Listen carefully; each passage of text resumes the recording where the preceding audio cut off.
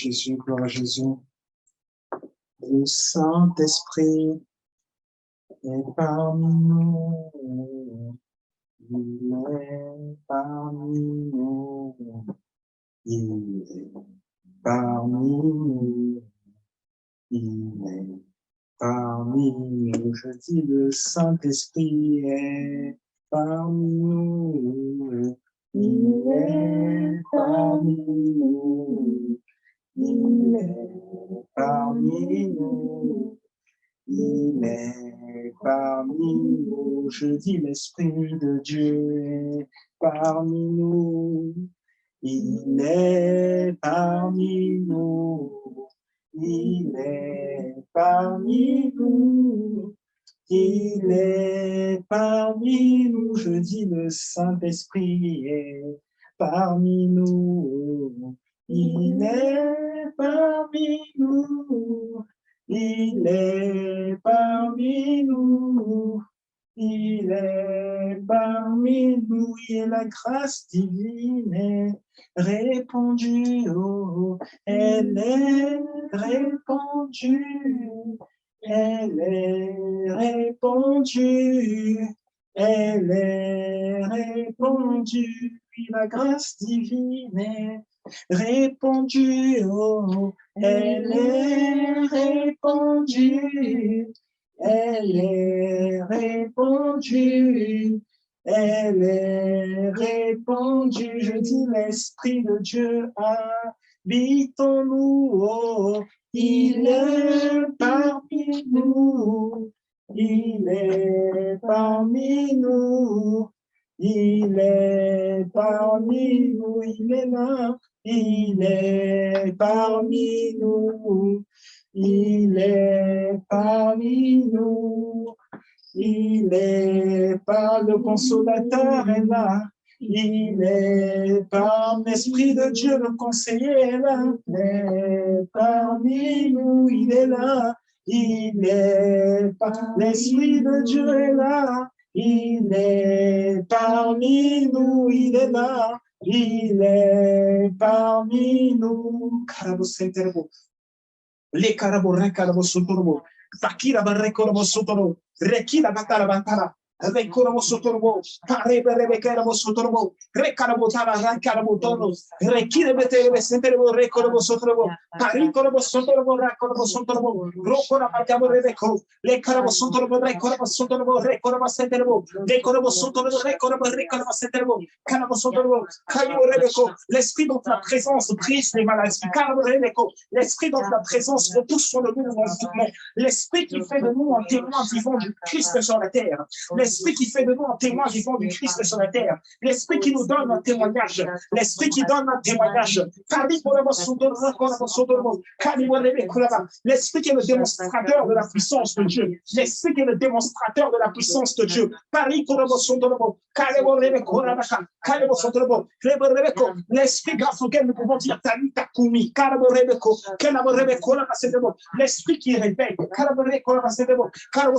l'esprit qui nous fait entendre la voix de Dieu, l'esprit qui nous fait vivre Dieu, l'esprit qui nous donne la compréhension divine de tous les systèmes économiques, de tous les systèmes informatiques, l'esprit qui nous donne la compréhension divine de tous les domaines, des finances, du commerce, l'esprit qui nous donne la compréhension divine, l'esprit qui donne des relations, l'esprit qui crée les réseaux, l'esprit qui crée les relations, l'esprit qui crée les réseaux, l'esprit qui donne la sagesse divine, l'esprit qui répond à la sagesse divine, l'esprit qui répond à la sagesse divine, l'esprit qui donne la décision divine, la décision sainte, les carabadara, Peraborebo Sotoro, Pakila Badara, Recoda Pandarebo, les Carabosotoro Recolobo, Peraboreco, les Carabosotoro Raka, Nicarabo Reco, les Carabotorobo Racanaba, Picarabaterebo, Recodo Sondorobo, Pelaborecorbo Sotorobo, Recorbo Sotorobo, Racanabaterebo, Pelabo Secarbotorobo, Pedro Sotorobo, Saint-Esprit, nous te remettons ces moments. Saint-Esprit, nous te remettons ces moments. Nous nous remettons à toi. Saint-Esprit, nous nous remettons à toi. Carabasendebo, ta présence non seulement elle était souhaitée, mais ta présence est accueillie dans cette atmosphère d'élévation, dans cette atmosphère de miracle, dans cette atmosphère d'élévation, dans cette atmosphère de miracle, dans cette atmosphère de compréhension de la parole de Dieu, dans cette atmosphère de compréhension des instructions de Dieu. Merci parce que tu parles, merci parce que tu donnes des directives, merci parce que tu donnes la direction, merci parce que tu illumines nos yeux, merci parce que tu illumines nos cœurs, merci parce que tu donnes la compréhension de la révélation de qui est Jésus, la révélation du Christ. L'esprit qui renoue le contact dans les familles, l'esprit qui renoue le contact dans les familles. Je dis encore l'esprit qui empêche au divorce de s'effectuer. J'entends clairement de mes oreilles. L'esprit qui empêche au divorce d'avoir lieu. L'esprit qui empêche au divorce d'avoir lieu.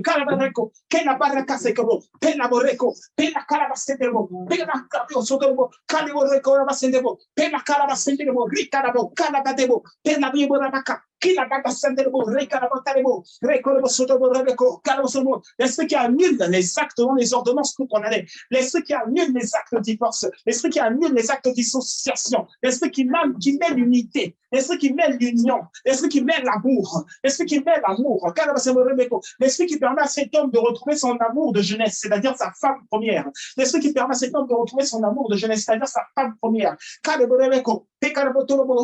Le Saint-Esprit a toute sa place. Cet esprit a toute sa place. Cet esprit nous remplit alors qu'il nous a remplis. Nous sommes pleins de lui. Nous savons que par son sceau, nous sommes couverts de la personne de Jésus, couverts de la personne de Dieu, couverts de l'amour de Dieu. Et nous sommes associés à Dieu. Nous sommes associés à Dieu, c'est-à-dire éloignés du mal, éloignés du malin, éloignés du malheur.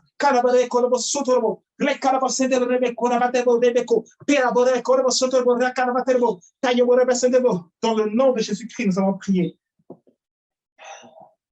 Que la gloire te revienne, tendre Père d'amour et de grâce, pour ta présence dans nos vies, par ton esprit, esprit créateur des cieux et de la terre. Merci pour toi, merci pour tout, merci pour ce que tu fais, merci pour ton Église, merci pour les membres de ton corps, les membres de cette Église qui sont fortifiés en toi, qui retrouvent le sens de leur vie en toi. Dans le nom de Jésus-Christ, nous allons prier. Amen, amen, amen, amen, amen, amen. Amen. Gloire à Jésus, gloire à Jésus, gloire à Jésus. Gloire à Jésus pour ce qui a été dit. Gloire à Jésus pour ce qui a été dit. Gloire à Jésus pour ce qui a été dit. Merci parce que le Saint-Esprit parle. Merci parce que le Saint-Esprit a parlé à différentes personnes.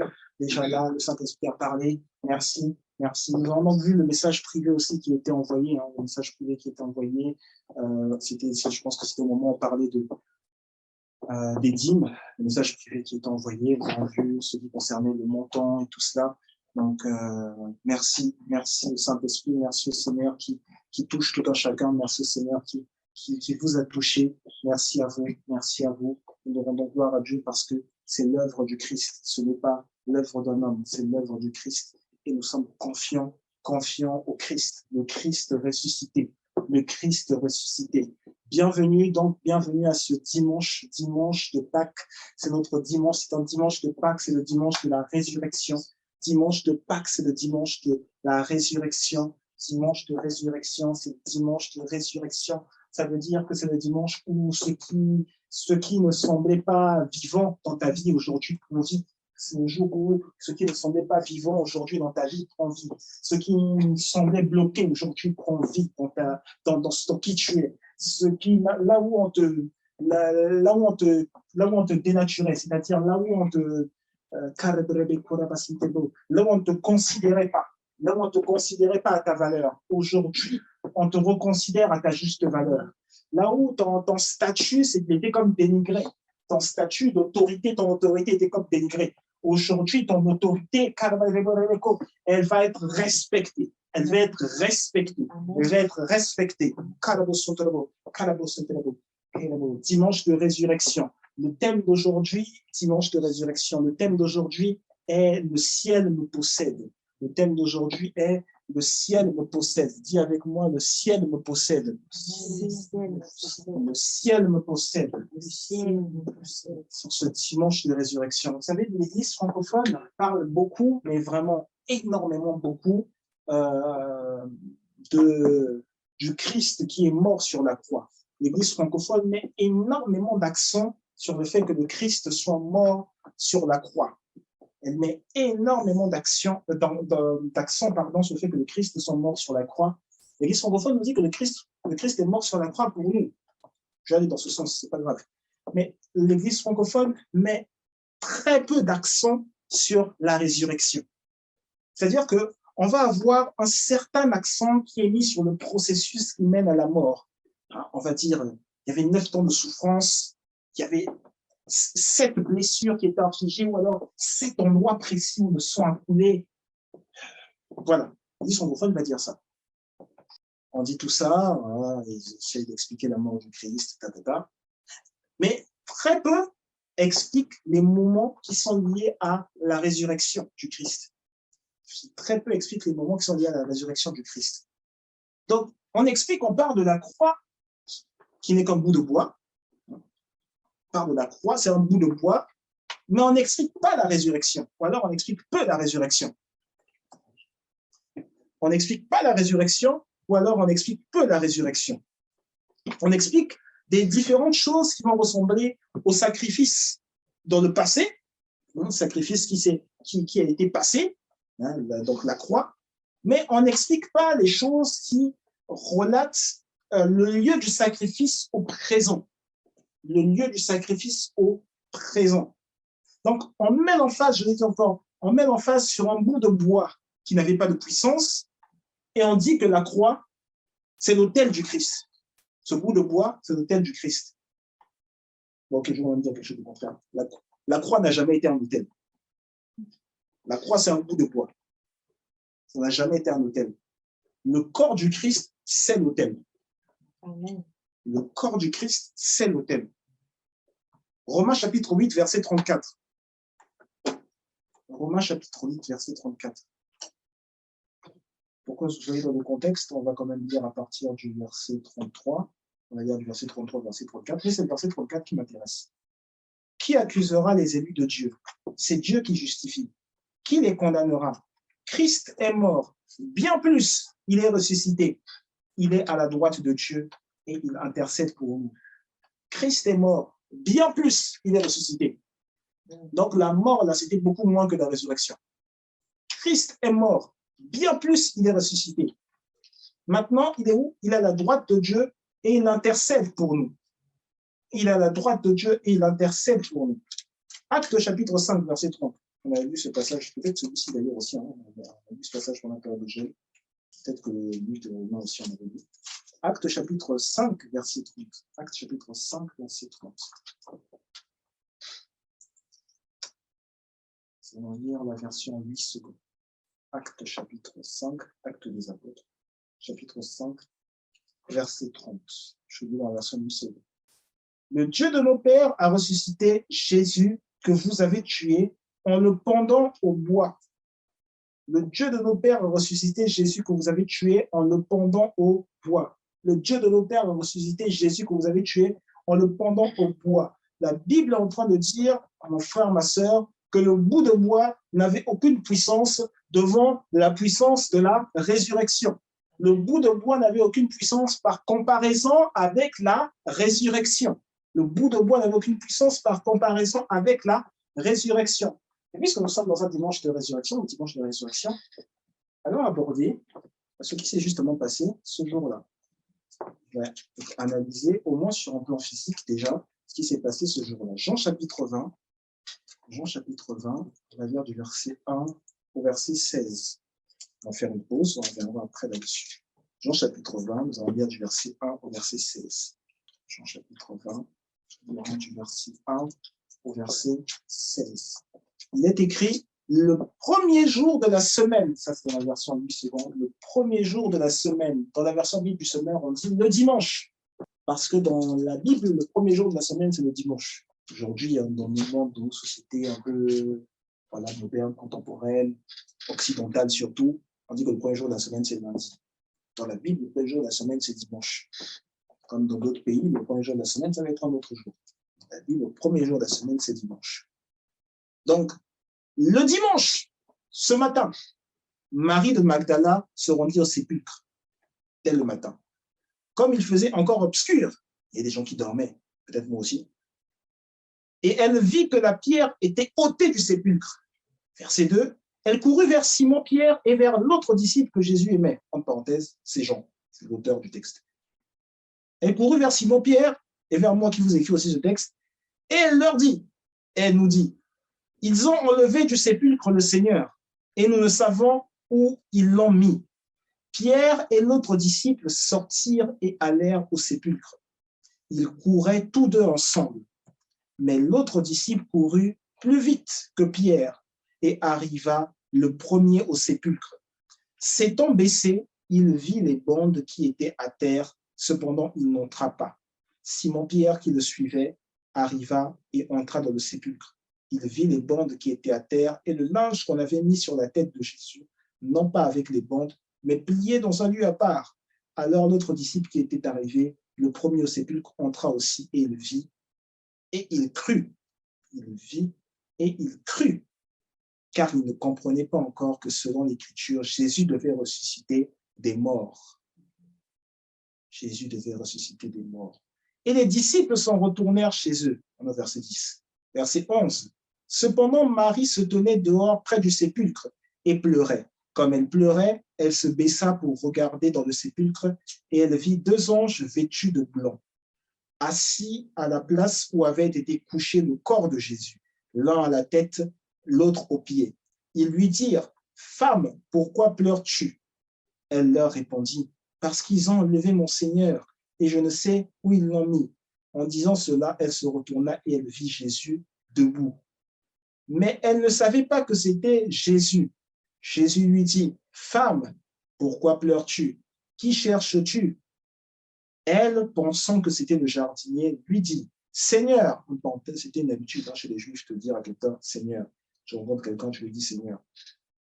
Donc elle lui dit, « Seigneur, si c'est toi qui l'as emporté, dis-moi où tu l'as mis et je le prendrai. » Jésus lui dit, « Marie ». Ah, Jésus l'appelle par son prénom. « Marie ». Elle se retourna et lui dit en hébreu, « Rabouni », c'est-à-dire maître. Rabouni, c'est-à-dire maître. Jésus lui parle par son prénom. Donc, le Jésus ressuscité lui fait savoir qu'elle est connue du Jésus ressuscité. Par la résurrection, tu peux être connu du premier qui a vaincu la mort, de celui qui était ressuscité. Par la résurrection, tu es connu du premier qui a vaincu la mort. On va lire juste le verset 17 et on va faire une pause, juste une petite extrapolation, juste le verset 17. Jésus lui dit, « Ne me touche pas, car je ne suis pas encore monté vers mon Père, mais va trouver mes frères et dis-leur que je monte vers mon Père et votre Père, vers mon Dieu et votre Dieu. » Waouh! Donc Jésus va lui dire que il interdit à Marie de le toucher. Donc à ce moment-là, Jésus ne veut plus que Marie fonde sa foi sur quelque chose de passager. Jésus ne veut plus que Marie fonde sa foi sur une restauration provisoire, telle que ce que Jésus avait l'habitude de faire de son vivant. Il ne veut plus que Marie fonde sa foi sur une restauration provisoire qui appartient au passé. C'est-à-dire tout ce qui a eu lieu jusqu'avant la résurrection. Il ne veut plus que Marie fonde sa foi sur ce qui appartient au passé, sur ce qui est arrivé jusqu'au moment où elle le voit. Donc, il ne veut même pas que Marie fonde sa foi sur la croix. Il ne veut même pas que Marie fonde sa foi sur la croix. Mais il met aussi en lumière la suite, quand il va retrouver mes frères, etc., il met en lumière la famille que va représenter ou que représente le Christ, la famille qui existe en Dieu. Il la met en lumière, du moins, en lui parlant, et en l'incluant là-dedans, en incluant les frères, ceux qu'il appelle mes frères. Il dit, dis-leur que je monte vers mon Père, qui est aussi votre Père.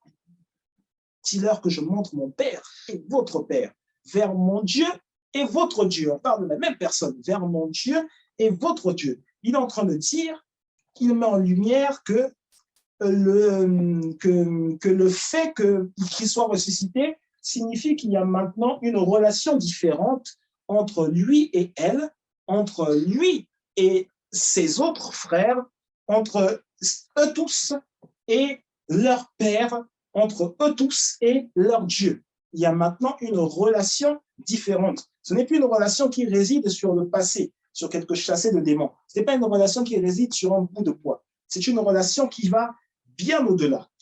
Lorsque moi je lis cela, je pense instantanément au corps de Christ.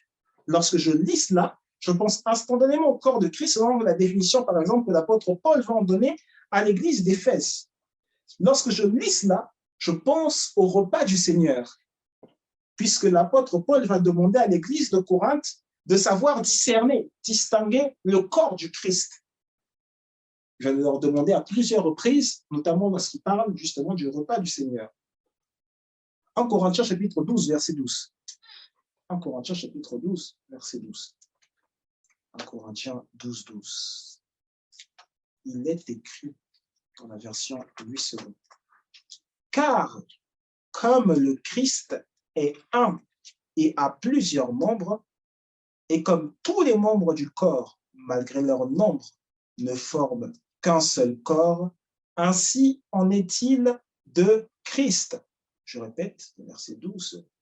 Car comme le corps de Christ est un et a plusieurs membres, et comme tous les membres du corps de Christ, malgré leur nombre, ne forment qu'un seul corps, ainsi en est-il de Christ.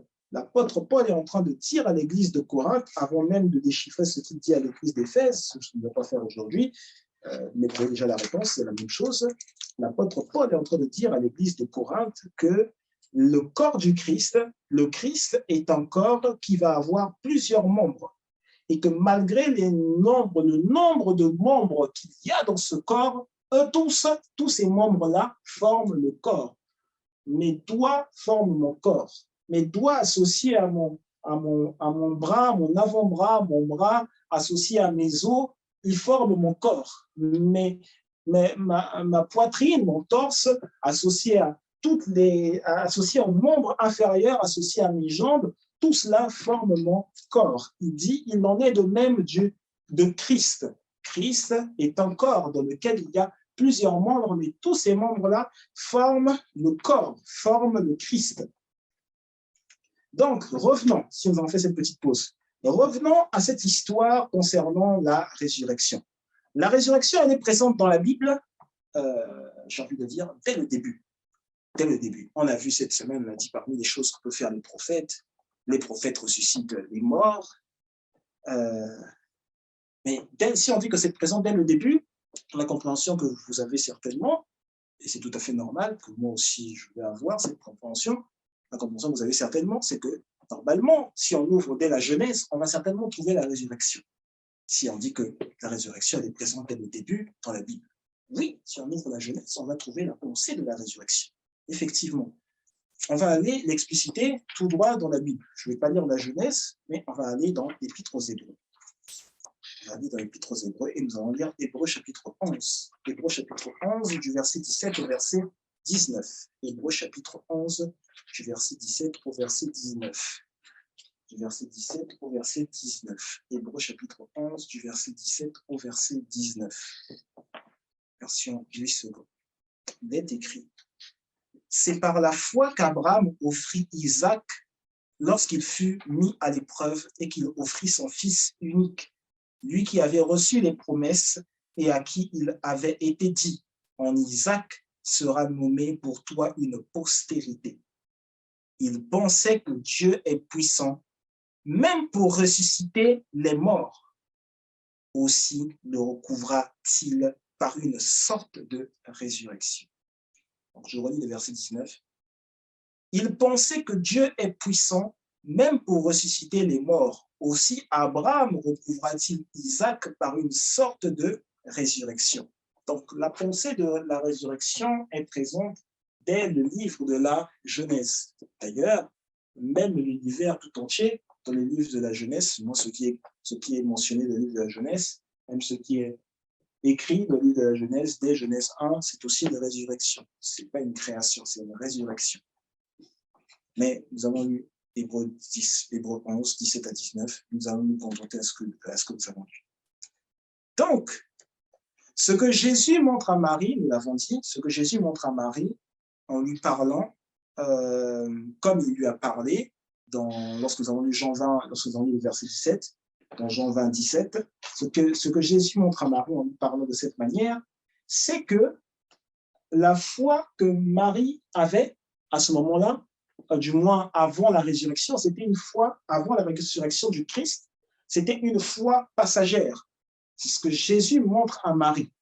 Donc, ce qui se passait avant la résurrection du Christ, c'était quelque chose de passager. Donc, ça veut dire que même Abraham, qui est appelé le père de la foi, hein, selon l'auteur justement de l'Épître aux Hébreux, ce que Abraham a démontré, même quand l'auteur de l'Épître aux Hébreux dit c'est par la foi qu'il a fait cela, ce que Abraham a effectué, c'était aussi une foi passagère. La foi d'Abraham aussi était basée sur quelque chose de passager. Il parlait de résurrection, il y a eu des résurrections, les prophètes ont ressuscité les morts, il y a eu des résurrections, mais tout ce qui s'est passé avant le Christ représentait quelque chose de passager. Et donc, Hébreux 11, ce même texte qui dit que sans la foi, il est impossible d'être agréable à Dieu, dans Hébreux 11, après Abraham, on va citer, on va dire, c'est par la foi qu'un tel a fait ça, c'est par la foi qu'on est au verset 20, c'est par la foi qu'Isaac bénit Jacob, c'est par la foi, là je vais au verset 29, c'est par la foi qu'ils traversèrent la mer Rouge, c'est par la foi, c'est par la foi, c'est par la foi, c'est par la foi, c'est par la foi, jusqu'à ce que le Christ ressuscite. Tous ces c'est par la foi là se sont basés sur quelque chose de passager. Jusqu'à ce que le Christ ressuscite, tous ces passages-là, c'est par la foi, c'est par la foi, c'est par la foi, est basé sur quelque chose de passager. Lorsque l'on lit, on est toujours dans Hébreux 11, on arrive au verset 39 et 40, Hébreux chapitre 11, verset 39 à 40, Hébreux chapitre 11, verset 39 à 40, Hébreux chapitre 11, verset 39 à 40. Je lis encore dans la version 8 secondes, Hébreux chapitre 11, verset 39 à 40. Il est dit, je lis verset 39, tout cela à la foi desquels il a été rendu témoignage. Donc, dans un français peut-être un peu plus compréhensif aujourd'hui, puisqu'aujourd'hui on parle certainement moins bien qu'à l'époque où ce texte a été écrit, toutes ces personnes qui ont été citées, toutes ces personnes dont on a cité les témoignages qui sont associés à la foi, toutes ces personnes n'ont pas obtenu ce qui leur était promis. Toutes ces personnes n'ont pas obtenu ce qui leur était promis. Abraham, on a dit, mais il a obtenu ça. Non, il n'a pas obtenu ce qui lui était promis. Ah, mais c'est bizarre, c'est étrange, parce que on a lu le verset 18, là, 17, pardon, qu'il a reçu, lui qui avait reçu les promesses. Non, l'auteur de l'Épître aux Hébreux dit, en fait, non, il n'a pas reçu ce qui lui était promis. Donc, Moïse aussi, Moïse n'a pas reçu ce qui lui était promis. David aussi n'a pas reçu ce qui lui était promis. Gédéon, Samuel, non, il n'a pas reçu ce qui lui était promis. Ah, mais les personnes, là, il y en a même qui sont mortes par l'épée. Non, ils n'ont pas reçu ce qui leur était promis. Ah, ces personnes-là, donc, n'ont pas obtenu ce qui leur était promis. Verset 40, Dieu ayant en vue quelque chose de meilleur pour nous, afin qu'ils ne parvinssent pas sans nous à la perfection. Dieu ayant en vue quelque chose de meilleur pour nous, pour toi et moi, afin qu'ils ne parvinssent pas sans nous, je vais le dire dans un français encore plus adapté aujourd'hui, Dieu avait prévu quelque chose de meilleur pour nous, pas pour eux. Dieu avait prévu quelque chose de meilleur pour nous qui ne sommes pas sous la loi. Eux, ils étaient sous la loi. Abraham, ça se passe évidemment, c'est avant la loi, mais c'est la descendance d'Abraham qui génère la loi. Dieu avait prévu quelque chose de meilleur pour nous, nous qui sommes nés de la résurrection du Christ. Dieu avait prévu quelque chose de meilleur pour nous, pour que tous ces gens qui ont été cités là parviennent aujourd'hui à la perfection, mais pour qu'ils y parviennent avec nous, pour qu'ils parviennent à la perfection avec nous, pas sans nous, pas avant nous, mais avec nous, avec nous. C'est dans ce contexte que commence le 12e chapitre de l'Épître aux Hébreux. On va lire ensemble le 12e chapitre de l'Épître aux Hébreux. On va lire Hébreux 12 du verset 1 au verset 24, parce que comme on le sait ici, nous lisons la Bible. Nous ne disons pas les choses juste comme ça. J'étais là, Dieu m'a dit, non, ici on lit la Bible. On vérifie, ce qui est dit là, ça doit se trouver dans la Bible. C'est pour ça que je vous invite aussi à lire vos Bibles chez vous, à relire tout ce qui est dit là, tout ce qui est partagé. Hébreux chapitre 12, on va lire du verset 1 au verset 24. On va y aller. Il y a des choses sur lesquelles je vais passer vite, il y en a d'autres sur lesquelles je vais m'intéresser. Voilà. Parce qu'en fait, ce ne sont que les derniers versets qui m'intéressent, mais tout le passage est important. Hébreux chapitre 12, du verset 1 au verset 24. Donc, en sachant que Dieu veut que les anciens là parviennent à la perfection avec nous, comme nous parvenons à la perfection, il est dit, nous donc aussi, puisque nous sommes environnés d'une si grande nuée de témoins, rejetons tout fardeau et le péché qui nous enveloppe si facilement.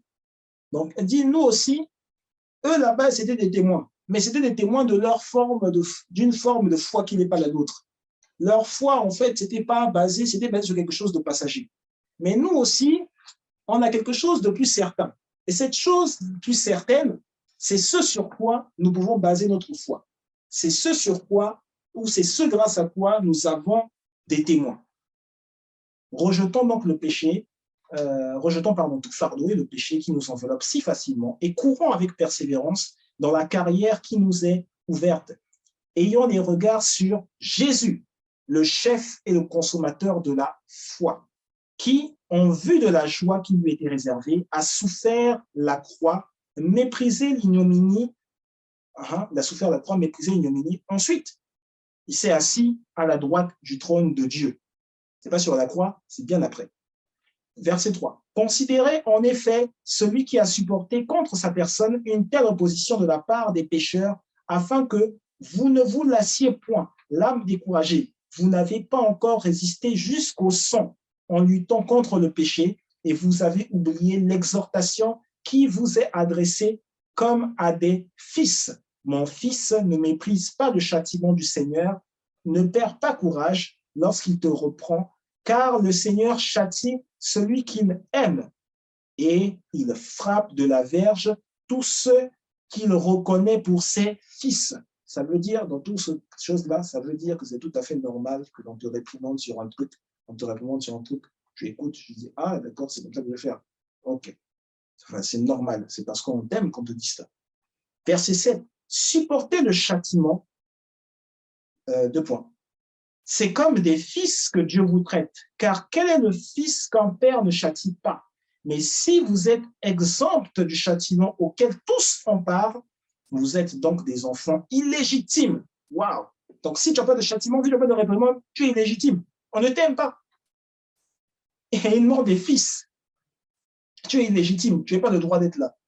D'ailleurs, puisque nos pères, selon la chair, nous ont châtiés, il parle des Hébreux, et que nous les avons respectés, ne devons-nous pas, à bien plus forte raison, nous soumettre au Père des esprits pour avoir la vie? Nos pères nous châtiaient pour peu de jours, comme ils le trouvaient bon. Mais Dieu nous châtie pour notre bien, afin que nous participions à sa sainteté. Il est vrai que tout châtiment semble d'abord un sujet de tristesse et non de joie, mais il produit plus tard, pour ceux qui ont été ainsi exercés, un fruit paisible de justice. Verset 12. Fortifiez donc vos mains languissantes et vos genoux affaiblis, et suivez avec vos pieds des voies droites, afin que ce qui est boiteux ne dévie pas, mais plutôt se raffermisse. Recherchez la paix avec tous et la sanctification, sans laquelle personne ne verra le Seigneur. Veillez à ce que nul ne se prive de la grâce de Dieu, à ce qu'aucune racine d'amertume poussant des rejetons ne produise du trouble, et que plusieurs n'en soient infectés. À ce qu'il n'y ait ni impudique, ni profane comme Ésaü, qui pour un mets vendit son droit d'aînesse. Vous savez que plus tard, voulant obtenir la bénédiction, il fut rejeté, quoiqu'il sollicita avec larmes. Quoiqu'il la sollicita avec larmes, car son repentir ne put avoir aucun effet. Verset 18, ce qui nous concerne maintenant. Vous ne vous êtes pas approché d'une montagne qu'on ne pouvait toucher et qui était embrasée par le feu, ni de la nuée, ni des ténèbres, ni de la tempête, ni du retentissement de la trompette, ni du bruit des paroles, tels que ceux qui l'entendirent demandèrent qu'il ne leur en fût adressé aucune de plus, car ils ne supportaient pas cette déclaration. Si même une bête touche la montagne, elle sera lapidée ou percée d'un dard. Et ce spectacle était si terrible que Moïse dit, je suis épouvanté et tout tremblant. Mais vous vous êtes approchés, mais vous vous êtes approchés de la montagne de Sion. Ah, on est approché de la montagne de Sion. Le mont Sion, quand les Israélites quittent Israël, ils passent par un mont et ensuite ils se dirigent vers Sion. Quand ils quittent l'Égypte, pardon. Ils passent par la montagne de Sinaï. Ensuite, ils se dirigent vers Sion. Sion, l'endroit où on va le retrouver, la cité d'adoration de Dieu, c'est-à-dire Jérusalem. Tiens, justement, on dit, vous vous êtes approchés de la montagne de Sion, de la cité du Dieu vivant, hein, de la Jérusalem céleste, oh, des myriades qui forment le cœur des anges. Donc, les myriades, plus de 1 milliard, qui forment le cœur, l'origine des anges. De l'assemblée des premiers-nés inscrits dans les cieux. Ah, donc, on parle des nouveaux en Christ, ceux qui ont la vie éternelle. L'assemblée des premiers-nés inscrits dans les cieux, du juge qui est le Dieu de tous, des esprits des justes, ah, ceux qui ont été justifiés, parvenus à la perfection. Oh, mais on avait dit que Dieu voulait que ceux qui étaient là, les Abraham, Isaac, Moïse, Jacob, David, Gédéon et tout cela, on avait dit que eux tous, Dieu ne voulait pas qu'ils parviennent à la perfection sans nous. Et maintenant on dit, ah, mais nous, vous êtes dans l'assemblée, là, il y a les premiers, là, là où il y a les premiers-nés inscrits dans le livre, inscrits dans les cieux, vous êtes approchés de cette montagne, du mont Sion, vous êtes approchés de l'endroit où il y a la cité de Dieu, où vit Dieu, vous êtes approchés de l'endroit où il y a la cité d'adoration de Dieu, là où il y a les anges, vous êtes à cet endroit, vous êtes à l'endroit où il y a l'esprit des justes parvenu à la perfection. Ah, les esprits des justes parvenus à la perfection.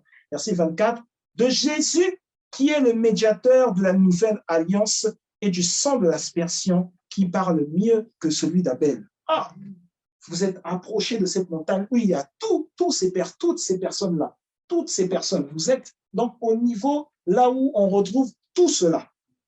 Les premiers-nés inscrits dans les cieux, ceux qui ont maintenant revêtu une nouvelle vie, une nouvelle identité, ceux qui sont à l'endroit exact où se trouve Dieu. Vous êtes maintenant à l'endroit exact où se trouve Dieu. Vous êtes dans la Jérusalem céleste, la cité d'adoration de Dieu. Vous êtes à l'endroit où brille, où il y a le cœur des anges, ceux qui font des choses pour Dieu, ceux qui servent Dieu. Vous êtes à l'endroit où il y a les serviteurs de Dieu. Vous êtes à l'endroit où il y a l'esprit des justes qui est parvenu à la perfection, c'est-à-dire ceux qui ont été justifiés par le Christ. Vous êtes à l'endroit où se trouve le médiateur de la nouvelle alliance, Jésus le Christ, et vous êtes à l'endroit où il y a le sang de l'aspersion de cette nouvelle alliance qui parle mieux que le sang d'Abel. Vous êtes à cet endroit. Ah, donc, ça veut dire, on est en train de voir ici, de manière très étrange, que Dieu avait un désir plus profond que de citer des gens qui pouvaient se baser sur quelque chose de provisoire, Abraham, Isaac, Jacob, tout ça là. Dieu avait un désir plus profond, c'était de faire en sorte que le Christ, c'est vrai, passe par la mort pour enterrer différentes choses, c'est vrai, mais bien plus, le désir de Dieu, c'était que le Christ qui est passé par la mort ressuscite au 3e jour, ou 2 jours et demi à peu près, ressuscite au 3e jour. Pourquoi? Parce que à partir du moment où le Christ allait ressusciter au 3e jour, tu allais faire partie de ce lieu où il y a le nom des premiers-nés inscrits dans les cieux. Tu allais maintenant être dans ce lieu et donc tu allais faire de toi une divinité. Le désir de Dieu était donc plus profond que de baser son espérance sur quelque chose de provisoire. Ah, je veux obtenir tel miracle. Ah, je veux obtenir tel changement. Ah, mais je vais aller voir le prophète. Le prophète peut faire ça. Dieu avait quelque chose de beaucoup plus grand que le prophète peut faire ça. Dieu avait quelque chose de beaucoup plus grand que le prophète, explique-moi le songe. Dieu avait quelque chose de beaucoup plus grand. C'était faire de toi une divinité. Faire de toi un créateur. Comme lui, il est un créateur. Nous venons de voir la dimension, quand on a lu Jean 20, nous avons vu la dimension de famille dont il est réellement question dans Jean 20, du moins à partir du verset 17. Si l'on voit dans cette question de divinité, si l'on retourne dans Jean 20 et que l'on lit du verset 18 au verset 23, parce que tout ce qu'on dit ici est trouvé par la Bible, Jean 20, du verset 18 au verset 23, il est écrit: Marie de Magdala alla annoncer aux disciples qu'elle avait vu le Seigneur et qu'il lui avait dit ces choses. Le soir de ce jour, verset 19, qui était le premier de la semaine, le soir de ce jour, qui était le premier de la semaine, on est maintenant dimanche soir, les portes du lieu où se trouvaient les disciples étaient fermées. à cause de la crainte qu'ils avaient des Juifs. Jésus vint, se présenta au milieu d'eux. Ah, Jésus est maintenant, Jésus ne vit plus dans un corps d'homme. Jésus vint, les portes sont fermées, il s'est présenté au milieu d'eux. Ça veut dire qu'il a apparu au milieu d'eux. Ah, les portes fermées, les murs, là, ça ne l'a pas retenu. Il est apparu au milieu d'eux. Et il leur dit, la paix soit avec vous. En hébreu, shalom. La paix soit avec vous. Et quand il eut dit cela, il leur montra ses mains et son côté. On a vu à quel endroit il s'était percé. Les disciples furent dans la joie en voyant le Seigneur. Jésus leur dit de nouveau, la paix soit avec vous. Comme le Père m'a envoyé, moi aussi je vous envoie. Après ces paroles, il souffla sur eux et leur dit, recevez le Saint-Esprit. Oh, Jésus est en train de leur dire, recevez l'Esprit de Dieu. Mais dans la suite, il dit, ceux à qui vous pardonnerez les péchés, ils leur seront pardonnés. Et ceux à qui vous les retiendrez, ils leur seront retenus. Waouh! Jésus leur fait atteindre une autre dimension maintenant. Jésus leur fait atteindre la dimension de la divinité. Il dit maintenant, lorsque Jésus était là avant, Jésus disait, tes péchés te sont pardonnés. Quelqu'un venait lui demander la guérison, il disait, tes péchés te sont pardonnés. Et il disait à ceux qui le méprisaient, à ceux qui l'insultaient, il disait, le Fils de l'homme a le pouvoir de pardonner les péchés. Ok, super. Maintenant, il se passe quelque chose de nouveau. Jésus n'apparaît plus, ou du moins, son corps ne semble plus être un corps humain. Il n'est pas limité aux portes, il n'est pas limité aux murs. Son corps arrive, et quand son corps est présenté devant eux, ils disent, ils ont l'impression que c'est le corps, mais à ce moment-là, personne, un corps comme le leur, mais personne ne l'a touché à ce moment-là. Et la Bible dit, Jésus leur dit, il souffle sur eux. Et en soufflant sur eux, il leur dit, recevez le Saint-Esprit, recevez la divinité. Il souffle sur eux, recevez la divinité. Jean 20. On n'est pas le jour de la Pentecôte. Recevez la divinité. Et quand il leur dit, recevez la divinité, juste après, il leur dit, maintenant vous avez atteint une nouvelle dimension. Lorsque vous allez ceux à qui vous allez pardonner leurs péchés, les péchés seront pardonnés. Ceux à qui vous allez retenir leurs péchés, les péchés également seront retenus. Il dit, c'est pas le Fils de l'homme qui décide là. C'est pas le Père qui décide. C'est maintenant vous qui décidez. Il dit, maintenant vous avez atteint une nouvelle dimension, la divinité. La divinité atteinte ce jour-là. Ça veut dire que lorsque, par exemple, nous prenons le repas du Seigneur, on va le prendre d'ailleurs, il s'agit ici de comprendre que la dimension de la divinité a été atteinte. Il ne s'agit pas de se dire qu'il y avait un bout de bois sur lequel le Christ était. Non. Ça, c'est petite dimension. Petite dimension. Ça, c'est niveau primaire. Niveau universitaire, on voit que maintenant, il y a une dimension divine qui est la tienne. Et puisqu'on sait maintenant discerner le corps du Seigneur, on est ici en train de comprendre que avec tous les membres du corps du Seigneur, tous les membres du corps du Seigneur forment le Christ, et ces membres du corps du Seigneur sont enclines ou sont ancrés dans la divinité. Donc, ça veut dire que lorsque l'on discerne le corps du Christ, on est en train de discerner la divinité. On est en train de discerner que la divinité est maintenant la nôtre. On est en train de discerner que la divinité est maintenant la nôtre. Donc, ça veut dire, mon bien-aimé, que la Pâque, c'est la dimension de la divinité qui est atteinte aujourd'hui. La Pâque signifie que la dimension de la divinité est atteinte aujourd'hui. La Pâque, quand on célèbre la résurrection du Christ, on est en train de dire que la divinité a été atteinte aujourd'hui. Hébreux chapitre 9, verset 24. Hébreux chapitre 9, verset 24. Il est dit, dans la version 8 secondes. Car Christ n'est pas entré dans un sanctuaire fait de main d'homme, en imitation du véritable, mais il est entré dans le ciel même afin de comparaître maintenant pour nous devant la face de Dieu. Je répète le verset 24. Car Christ n'est pas entré dans un sanctuaire fait de main d'homme en imitation du véritable, mais il est entré dans le ciel même afin de comparaître maintenant pour nous devant la face de Dieu. D'autres versions disent qu'il est entré effectivement dans le ciel, fait de main d'homme, enfin, il est entré dans le ciel, afin d'apparaître devant la face de Dieu.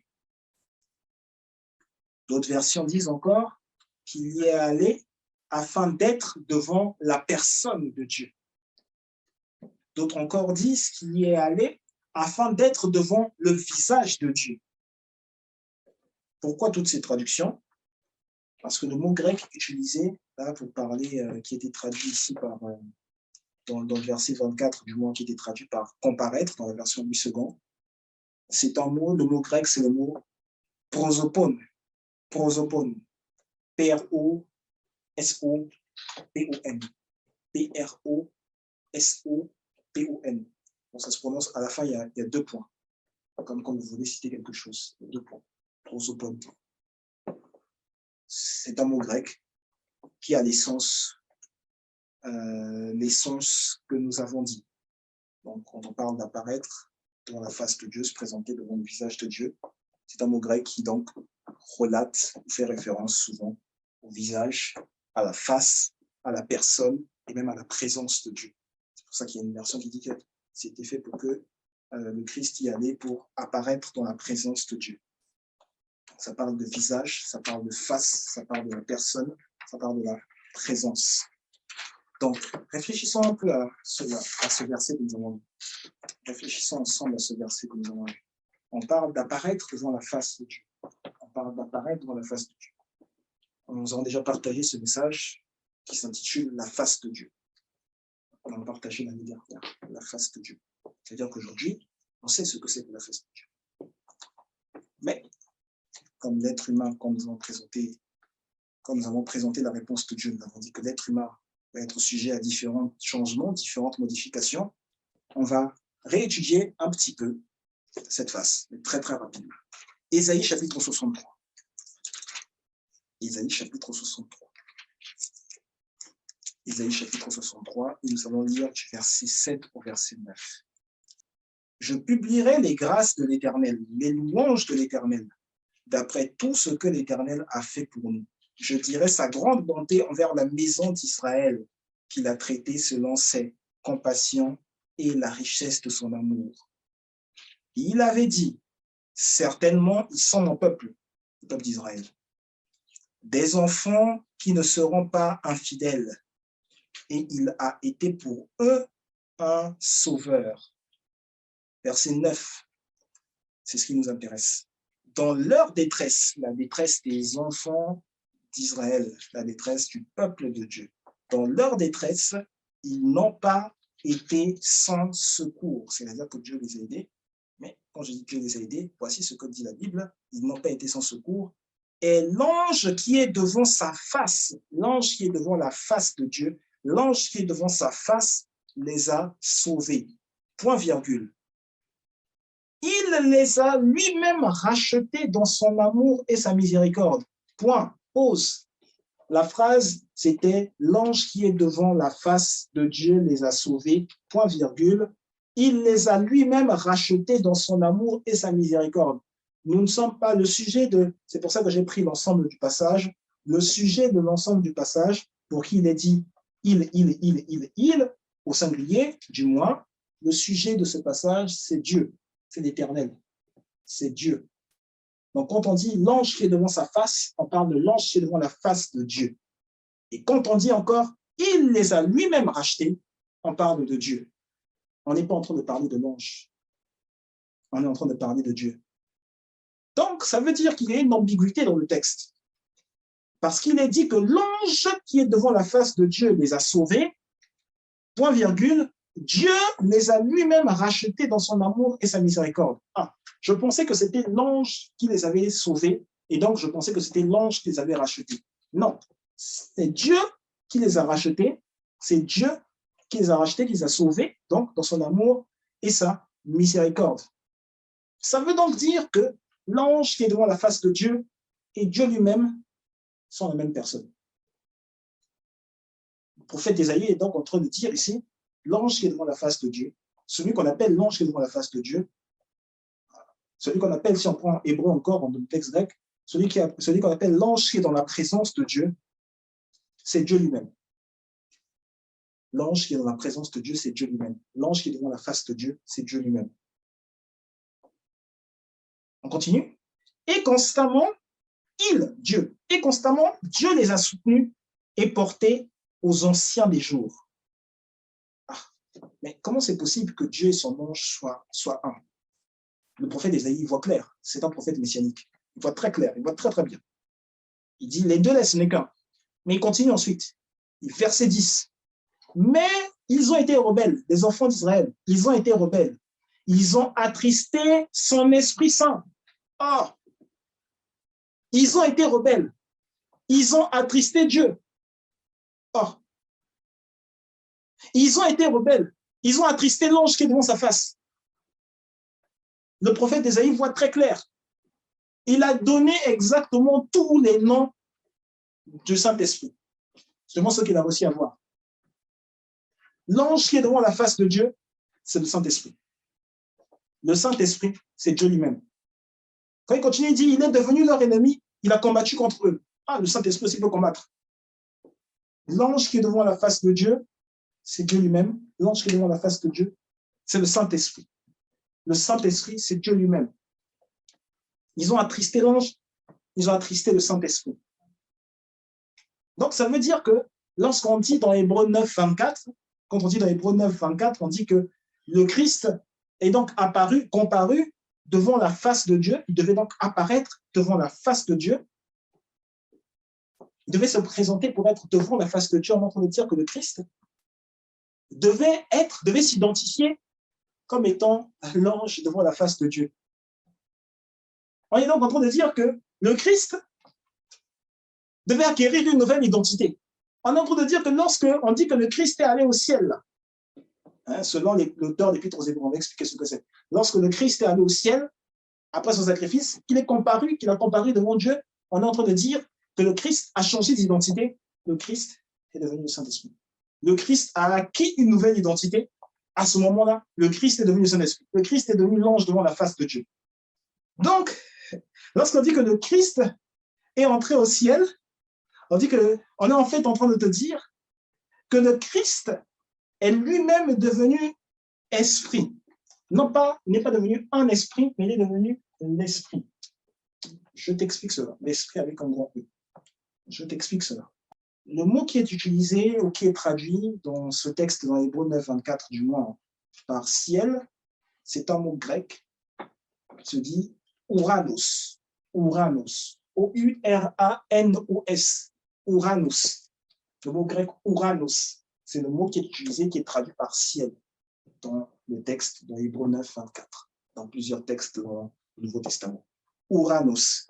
C'est le mot dont on tire d'ailleurs aujourd'hui des ouragans. Ouranos, les ouragans.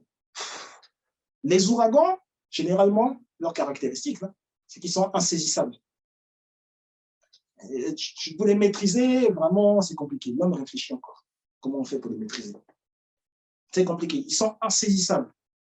Donc, le mot qui est utilisé, là, Ouranos, et le mot qui est traduit par ciel, quand on dit que le Christ est monté, qu'il a le ciel, on est en train de dire que le Christ a simplement revêtu un caractère insaisissable. Le Christ a revêtu un caractère insaisissable. Pourquoi, selon vous, on parlerait dans Hébreux 9 du Christ qui est allé au ciel, et dans Hébreux 12 que nous avons lu, du verset 22 au verset 24, on dit maintenant vous êtes approchés de la montagne de Sion, là où il y a Dieu. On dit que sur la montagne de Sion, il y a Dieu, et que Jésus est là. Pourquoi est-ce que, selon vous, le même auteur dirait, en fait, dans Hébreux 9, 24, que le Christ, pour comparaître devant Dieu, il a besoin d'aller au ciel? Il n'a pas besoin d'aller au ciel, il serait simplement allé sur la montagne de Sion, puisque c'est là-bas qu'il y a Dieu. Pourquoi il irait au ciel? Donc, le ciel, ici, ce n'est pas la référence au firmament que tu vois. Le ciel, ici, c'est quelque chose que l'on n'arrive pas à toucher, à palper. C'est quelque chose qu'on n'arrive pas à contenir. Donc, dans Hébreux 9, 24, quand on dit que le Christ est allé au ciel, on est en train de parler de quelque chose que l'on n'arrive pas à contenir, à palper, qu'on n'arrive pas à saisir. Mais pourquoi on n'arrive pas à le saisir?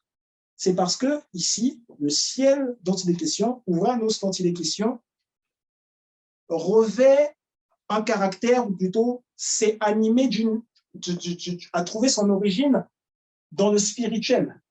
Je le reformule ainsi, le ciel dont il est question définit l'essence même du spirituel. Donc, quand on te dit que le Christ est devenu insaisissable, c'est-à-dire que le Christ est allé au ciel, on te dire que le Christ a revêtu maintenant l'essence du spirituel. La véritable raison pour laquelle le spirituel existe. Qui a créé le spirituel? Le Père des esprits. Le Père des esprits est comment? Il est saint. La véritable raison pour laquelle le spirituel existe, c'est en rapport avec la sainteté. C'est parce qu'il y a un esprit saint. Donc, on est en train de dire que le Christ a atteint une nouvelle dimension qu'il était désormais maintenant possible de partager avec toi. Ce n'était pas une dimension juste qu'il avait gardée pour lui, c'est une dimension qu'il était maintenant possible pour lui de partager avec toi. C'est pour cela que dans Jean 20, on a lu les versets 22 ou verset 23, il arrive, il souffle sur ses disciples. Je pense que c'est le verset 22, parce que dans le verset 23, il dit tous les péchés, tous ceux à qui vous parlez, les péchés seront pardonnés. Le verset 22, maintenant, il souffle sur les disciples. Et quand il souffle sur les disciples, il leur dit, recevez le Saint-Esprit. Il est en train de dire, recevez maintenant la dimension que j'ai atteinte. Et il le fait le jour de la Pâque. Enfin, je veux dire, le troisième jour, le jour de la résurrection. Justement, c'est pour ça que, voilà, on est en train de la Pâque chrétienne, ça se célèbre le jour de la résurrection. Donc, il est en train de dire, recevez ce que j'ai obtenu, recevez la nouvelle dimension que j'ai obtenue, recevez-la. Avant, d'abord, ce n'était pas ma dimension, mais en plus, ce n'est pas quelque chose que je pouvais partager comme cela. Mais maintenant, la Bible dit, la première fois, Jésus souffle sur ses disciples et il leur dit, recevez l'Esprit de Dieu. Recevez l'Esprit de Dieu, recevez l'Esprit Saint. Et ensuite, il dit donc, maintenant, vous avez le pouvoir de pardonner les péchés et de les retenir. En d'autres mots, maintenant, vous êtes possédé par une source de puissance, une source qui est beaucoup plus grande que vous. Une source qui est beaucoup plus grande pour vous. Je ne vois pas beaucoup de réactions. Je crois qu'on va devoir faire une petite pause, qui est le temps de digérer ce qui a été dit. On va lire une petite histoire pour digérer, ou pour digester peut-être. Exode chapitre 1, on va lire à partir du verset 15. On va lire du verset 15 au verset 22. Exode chapitre 1, du verset 15 au verset 22. Et après cela, on continuera avec Exode 2, on lira jusqu'au verset 10. Exode chapitre 1, du verset 15 au verset 22. Et ensuite, on lira Exode chapitre 2, du verset 1 au verset 10. Exode chapitre 1, du verset 15 au verset 22. Exode chapitre 2, du verset 1 au verset 10. Nouvelle dimension des coups. D'accord, on a une nouvelle dimension. Donc, nous allons aller dans la parole du Seigneur. Exode chapitre. Donc, les versets ont été écrits. D'abord, nous lisons d'abord le verset, chapitre 1, du verset 15 au verset 22. Exode 1, du verset 15 au verset 22. Et nous allons lire dans la version 8 secondes. Exode chapitre 1, du verset 15 au verset 22. Le roi d'Égypte parla aussi aux sages femmes des Hébreux, nommées l'une Shifra et l'autre Pua. Il leur dit, quand vous accoucherez les femmes et que vous les verrez sur les sièges, si c'est un garçon, faites-le mourir. Si c'est une fille, laissez-la vivre. Mais les sages-femmes craignirent Dieu et ne firent point ce que leur avait dit le roi d'Égypte. Elles laissèrent vivre les enfants. Le roi d'Égypte appela les sages-femmes et leur dit, bien aimé, il est important de craindre Dieu. Pourquoi avez-vous agi ainsi et avez-vous laissé vivre les enfants? Les sages-femmes répondirent à Pharaon, c'est que les femmes des Hébreux ne sont pas comme les Égyptiennes. Elles sont vigoureuses et elles accouchent avant l'arrivée de la sage-femme. Dieu fit du bien aux sages-femmes et le peuple multiplia et devint très nombreux. Voilà, on veut dire le peuple se multiplia en fait. Une erreur dans cette version que j'ai lue, 8 secondes, comme il y en a d'autres. Et le peuple se multiplia et devint très nombreux. Parce que les sages-femmes avaient eu la crainte de Dieu, Dieu fit prospérer leur maison. Alors Pharaon donna cet ordre à tout son peuple. Vous jetterez dans le fleuve tout garçon qui naîtra et vous laisserez vivre toutes les filles. Nous avons mis le chapitre 1, verset 15 au verset 22. Maintenant, nous passons au chapitre 2. À partir du verset 1, nous allons lire jusqu'au verset 10. Un homme de la maison de Lévi avait pris pour femme une fille de Lévi. Cette femme devint enceinte et enfanta un fils. Elle vit qu'il était beau et elle le cacha pendant 3 mois. Ne pouvant plus le cacher, elle prit une caisse de jonc qu'elle enduisit de bitume et de pois. Elle y mit l'enfant et le déposa parmi les roseaux sur le bord du fleuve. La sœur de l'enfant se tint à quelque distance pour savoir ce qui lui arriverait. La fille de Pharaon descendit au fleuve pour se baigner et ses compagnes se promenèrent le long du fleuve. Elle aperçut la caisse au milieu des roseaux et elle envoya sa servante pour la prendre. Elle l'ouvrit et vit l'enfant. C'était un petit garçon qui pleurait. Elle en eut pitié et elle dit, c'est un enfant des Hébreux. Alors la sœur de l'enfant dit à la fille de Pharaon, veux-tu que j'aille te chercher une nourrice parmi les femmes des Hébreux pour allaiter cet enfant? Va, lui répondit la fille de Pharaon, et la jeune fille alla chercher la mère de l'enfant. La fille de Pharaon lui dit, emporte cet enfant et allaite-le-moi, je te donnerai ton salaire. La femme prit l'enfant et l'allaita. Quand il eut grandi, elle l'amena à la fille de Pharaon et il fut pour elle comme un fils. Elle lui donna le nom de Moïse, car, dit-elle, je l'ai retiré des eaux. Parole du Seigneur. Donc, ce texte que nous avons lu, nous découvrons que Moïse vient de l'union de 2 personnes qui étaient consacrées. 2 personnes qui étaient consacrées, notamment une famille de sacrificateurs. Parce que le peuple Lévi, la tribu des Lévi, c'était une famille de sacrificateurs, une famille de prêtres, une famille de sacrificateurs. Moïse vient donc d'une famille de sacrificateurs. L'homme, donc le père de Moïse, c'était un sacrificateur. La femme était donc de la famille aussi d'un sacrificateur. Et donc le fruit des 2 personnes qui offraient des sacrifices à Dieu, là c'était des sacrifices précis, qui offriraient, plutôt des sacrifices à Dieu, le fruit de ces 2 personnes, ça a fait Moïse, simplement.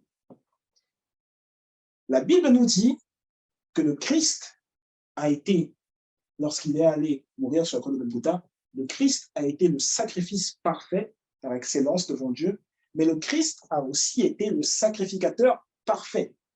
Il a livré, non pas seulement, il ne s'est pas livré lui-même au sacrifice, mais il a aussi pris nos fautes, nos impuretés, nos fardeaux, nos péchés, nos iniquités, nos maladies, etc. Bref, il a offert le sacrifice parfait, mais c'est lui qui a offert le sacrifice.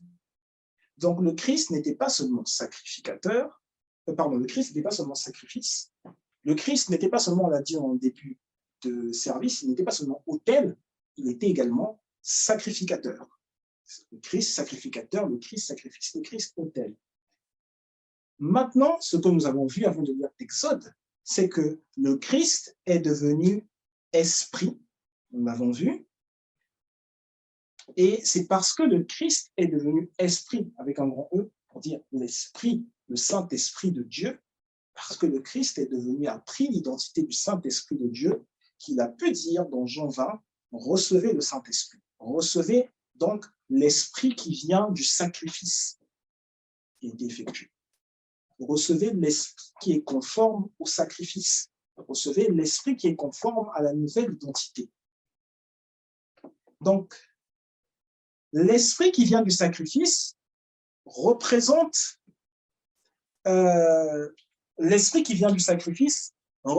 donc l'esprit qui est devant la face de Dieu, et plus précisément, l'esprit qui vient du sacrifice, c'est l'esprit qui se tient devant la face de Dieu.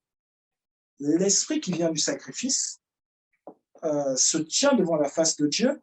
L'esprit qui vient du sacrifice, qui a été donné par Jésus, habite en nous. Ça veut dire que l'esprit qui vient du sacrifice, qui habite en nous, se tient devant la face de Dieu, mais quand il habite en nous, dans nos corps, alors qu'il est à l'intérieur de nos corps, en fait, en étant dans notre corps, il se tient devant les limites de notre corps. Mais si quand il se tient devant les limites de notre corps, en même moment, ce même esprit se tient devant la face de Dieu, ça veut certainement dire que les limites de notre corps ou notre corps constituent ou représentent la face de Dieu. Je l'ai encore dit, nous sommes la face de Dieu. Nous sommes la face de Dieu. L'Esprit, le Saint-Esprit, l'Esprit qui vient du sacrifice, se tient donc devant la face de Dieu. Et cet Esprit qui vient du sacrifice habite en nous. Donc, Moïse était, pour faire le lien avec le texte qu'on vient de lire, Moïse a eu un caractère insaisissable devant Pharaon. Moïse était insaisissable devant Pharaon, tout comme le ciel a ce caractère insaisissable. Moïse, c'était impossible de saisir Moïse devant Pharaon, tout comme le ciel a ce caractère insaisissable. Mais à un certain moment, lorsqu'on a voulu, on s'est dit qu'on allait peut-être cacher Moïse pendant un moment, mais à un certain moment, on s'est dit, finalement, ce Moïse-là, c'est certainement cet enfant, il est certainement une bénédiction.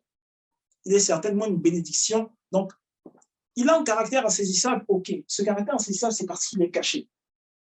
Mais il est trop grand et trop beau pour être caché. Il dit, cette bénédiction est trop belle, trop grande pour être cachée. On va la donner. On l'envoie donc sur les eaux. Et c'est la famille du pharaon, donc c'est la fille du pharaon, la fille de l'empereur d'Égypte, qui trouve Moïse, qui trouve donc cette bénédiction qui était trop grande, trop belle pour être cachée. Et c'est la fille de Pharaon qui l'accueille. La fille de Pharaon accueille donc cette bénédiction qui était trop grande, trop belle pour être cachée. Donc, l'esprit qui vient du sacrifice, l'esprit qui vient du ciel, c'est une bénédiction qui est trop grande pour être cachée. Je dis encore, l'esprit qui vient du sacrifice, l'esprit qui vient du ciel, est une bénédiction qui est trop grande pour être cachée. Pâques, la Pâque chrétienne, pas la Pâque juive, Pâques, c'est le renouvellement de l'esprit qui te possède. Pâques, c'est le renouvellement de l'esprit qui te possède. Tu sais que tu pensais que c'était la Pentecôte. La Pentecôte, si on parle, d'abord, ça n'existe pas dans le monde chrétien, mais si on parle du jour de la Pentecôte, ne parlez pas de la personne de Dieu. On ne parlait pas du Saint-Esprit en tant que personne de Dieu. On parlait d'autre chose. Comme les jurons, de la semaine à venir, c'est pas important. Du moins pas pour aujourd'hui. Pâques, c'est le renouvellement de l'esprit qui te possède. Pâques, c'est le moment où le corps du Christ prend sa dimension, sa réalité spirituelle. Pâques, c'est le moment où l'esprit qui est insaisissable, c'est le moment où l'esprit insaisissable qui est dans le ciel, qui prend son origine du ciel, te possède. Pâques, c'est le moment où tu es possédé par l'esprit insaisissable du ciel. Pâques, c'est le moment où tu es possédé par le Saint-Esprit qui est insaisissable. Pâques, c'est le moment où tu n'es pas possédé par un esprit méchant. Tu es possédé par le Saint-Esprit. Pâques, c'est le moment où le ciel t'a possédé parce que le Christ a pris l'identité du Saint-Esprit et te l'a donné. Pâques, c'est le moment où le ciel t'a possédé parce que le Christ a pris l'identité du Saint-Esprit et le ciel, et te l'a donné. Pâques, c'est le moment où le ciel t'a possédé parce que le Christ a pris l'identité du Saint-Esprit et t'a donné cette identité. La Bible dit que l'Esprit de Christ qui a ressuscité Jésus d'entre les morts rendra la vie à vos corps mortels. On peut dire cela, de toute façon, on est sur la fin, Romains chapitre 8, c'est Romains chapitre 8. On peut lire c'est le verset 11, je crois, mais on va lire du verset 10 au verset 11. Romains 8, verset 10 au verset 11. Romains chapitre 8, verset 10 à 11. Romains chapitre 8, verset 10 à 11. Et si Christ est en vous, le corps, il est vrai, est mort à cause du péché, mais l'esprit est vie à cause de la justice. L'esprit est vie à cause de la justice. Et si l'esprit de celui qui a ressuscité Jésus d'entre les morts habite en vous, celui qui a ressuscité Christ d'entre les morts rendra aussi vie à vos corps mortels par son esprit qui habite en vous. Je répète, tant qu'on va relire les versets 10 et 11, Romains 8, versets 10 à 11.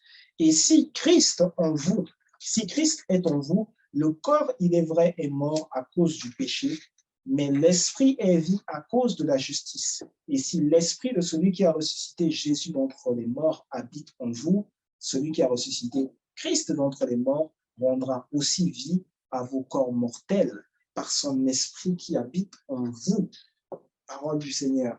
La Pâque, c'est donc le moment où tu appartiens au Christ. C'est-à-dire que la Pâque, c'est le moment où tu appartiens à la nouvelle identité qu'a prise le Christ. Autrement dit, la Pâque, c'est le moment où tu appartiens au ciel, parce que cette identité vient du ciel, elle est insaisissable. La Pâque, c'est le moment où tu appartiens au ciel. La Pâque, c'est le moment où tu appartiens au ciel. La Pâque, c'est le moment où le Christ, comme le Christ a eu la vie, toi aussi tu as la vie.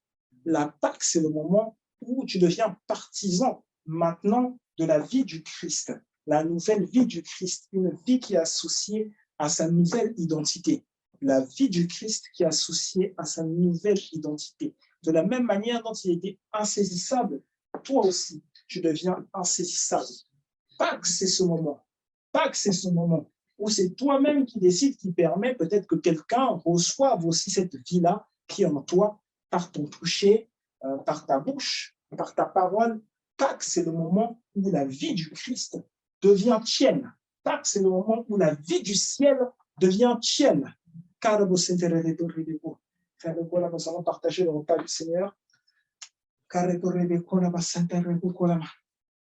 La reborebe corbo sontoro, la caraba santara rabaca, li caraba re corbo sontoro, la corbo sontoro, la kiraba taraba santara rebeco, kerabo torbo, la kirabo torbo, keraba rebe coraba senterbo, caribo sontoro, le carabo racara, le caraba, pari corbo sontoro, coraba tarebe coraba senterbo, kerabo sontoro rebeco.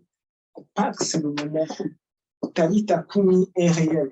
Karabou Santerebo, les Karabou Sotorbo, Pakirabo Doro Sotorbo, Karebe Korabo Sotorbo, Karebe Korabakara, Rakarabatarabo, Likarabatarabo, Karabu Sakarabatara, Likarabatara, Rakirabo Dorobo, Perabarabe Karabo Sotorbo, Rekorbo Sotorbo, Rakarabandara, Rakarabo Sotaraba, Rekorobotoro, Perabare Karaba Santarabo, Rikarabatarabo, Rakarabo, Lekaraba, Rikarabo Sotoro, Perere Senterbo, Rebe Korabatara, Rakirabatarabo, Lekarabo Sotorobo, Rekarabo Sotorobo, Rebeko, Lekarabo Sotorobo, Karabo Sotorobo, Lekarabo Sotorobo.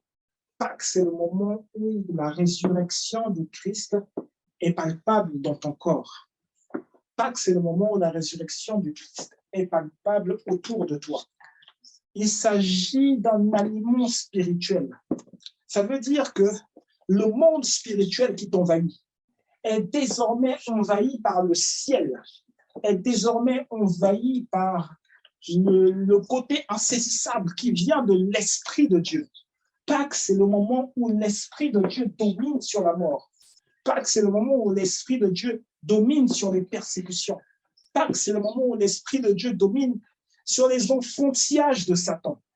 Pâques, c'est le moment où la puissance de Dieu qui se déverse, non seulement illumine ton corps, illumine ton esprit, mais te fait saisir des nouvelles dimensions de grâce, des nouvelles dimensions de splendeur.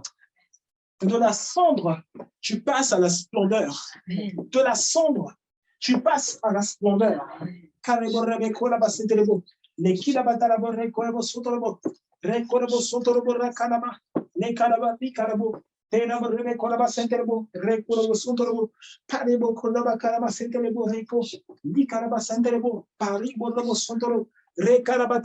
La carbe sentere beco, canebo dorobo colama senterebo, perabore corobo sontoro, recanabatarabo, pacarabo. Pâques, c'est le moment où tu es élevé, tu as été élevé, transmise aux dimensions, transmise à une dimension bien au-dessus du péché. Pâques, c'est le moment où tu as été libéré. En fait, tu ne connais pas le péché. Pâques, c'est le moment où tu ne connais pas, tu ne sais pas ce que c'est le péché. Pâques, c'est le moment où tu ne sais pas ce que c'est la maladie. Pâques, c'est le moment où tu ne sais pas ce que c'est les tourments. Pâques, c'est le moment où le repos du Seigneur t'est transmis. Pâques, c'est le moment où le repos du Seigneur t'est transmis. Carabo, Saint-Arabo. Nous allons prendre ensemble le corps du Christ. Nous allons prendre ensemble le corps du Christ en ayant discerné que la résurrection est nôtre. En ayant discerné et reconnu que la résurrection est nôtre. Prenons ensemble le corps du Christ.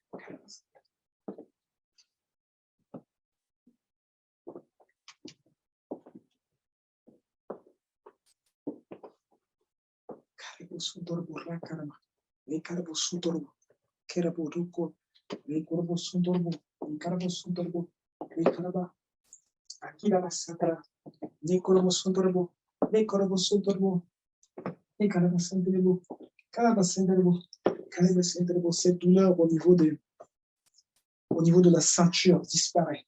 Cette douleur au niveau de la ceinture, ces difficultés au niveau des hanches disparaissent.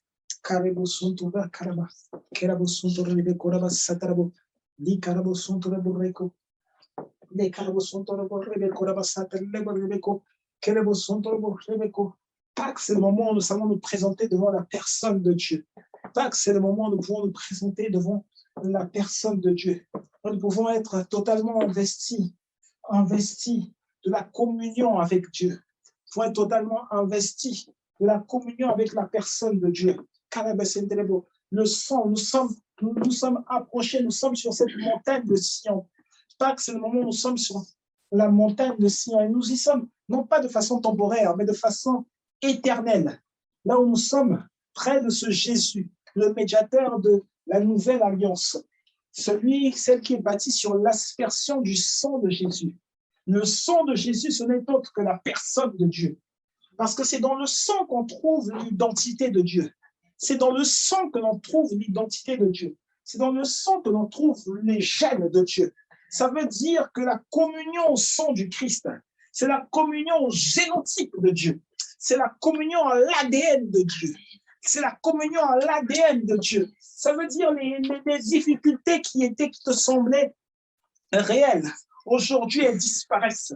Ça veut dire que les difficultés qui te semblaient trop grandes, pour toi aujourd'hui, elles disparaissent. Les difficultés de déplacement, de vision, celles qui te semblaient immenses, aujourd'hui, elles disparaissent. Parce que l'ADN de Dieu t'est transmis. Parce que l'ADN de Dieu t'est révélé. Parce que l'ADN de Dieu t'a conquis. Pâques, c'est le moment où l'ADN de Dieu te conquit. Pâques, c'est le moment où l'ADN de Dieu te conquiert. Kalebo, Kalebo Sondorobo, Paliboro, Kerabo Sondorobo, les Korobo Sondoro, les Kirabatara, les Korobo Sondorobo, Kalebo Rebeko, Pekaraba Senderebo. Pâques, c'est le moment où Kalebo Sondorobo, il y a du renouveau dans le corps. Pâques, c'est le moment où il y a du renouveau dans le corps. Pâques, c'est le moment où les limitations, les sensations mauvaises disparaissent. Pâques, c'est le moment où quand tu ressens alors que tu ressens cette gêne, la gêne que tu as, tu poses ta main à l'endroit où tu ressens la gêne que tu as. Pâques, c'est le moment où cette gêne disparaît.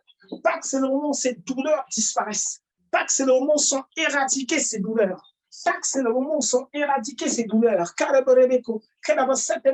Pâques, c'est le moment où les maladies respiratoires s'enfuient. Pâques, c'est le moment où le sang de Jésus-Christ change la constitution de ton organisme. Pâques, c'est le moment où le sang de Jésus change la forme de ton organisme. Pâques, c'est le moment où disparaissent les ulcères d'estomac. Pâques, c'est le moment où disparaissent les différents maux, les maux dans le ventre, les maux de tête. Pâques, c'est le moment où la puissance de Jésus se manifeste, la puissance de guérison, la puissance de délivrance se manifeste dans le nom de Jésus-Christ, dans le nom de Jésus-Christ, dans le nom de Jésus-Christ, dans le nom de Jésus-Christ. Je commande à ces douleurs de partir maintenant. Je commande à ces douleurs de partir maintenant. Je commande à ces douleurs de partir maintenant. Au nom de Jésus-Christ, Karabara. Au nom de Jésus-Christ, les Karaboreko, Paribo Sotorobo, Rekaraba Sentera, Perapa Karabo Sotorobo, Rekarabo Sotorobo, Karaboroko, Rekarabo Sotorobo. Nous prenons ensemble le sang du Christ manifesté en nous, qui représente la personne de Dieu en nous.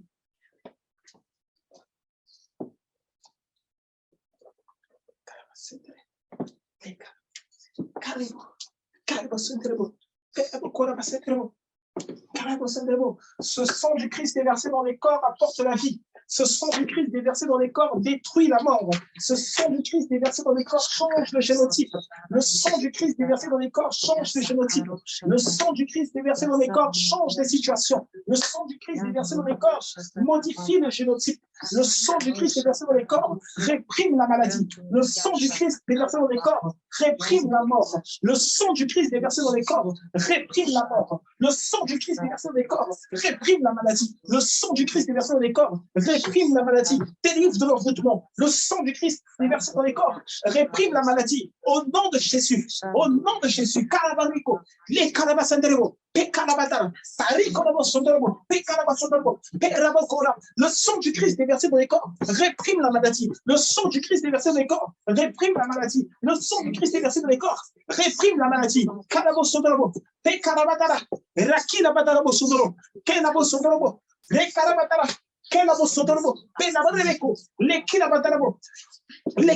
de l'eau.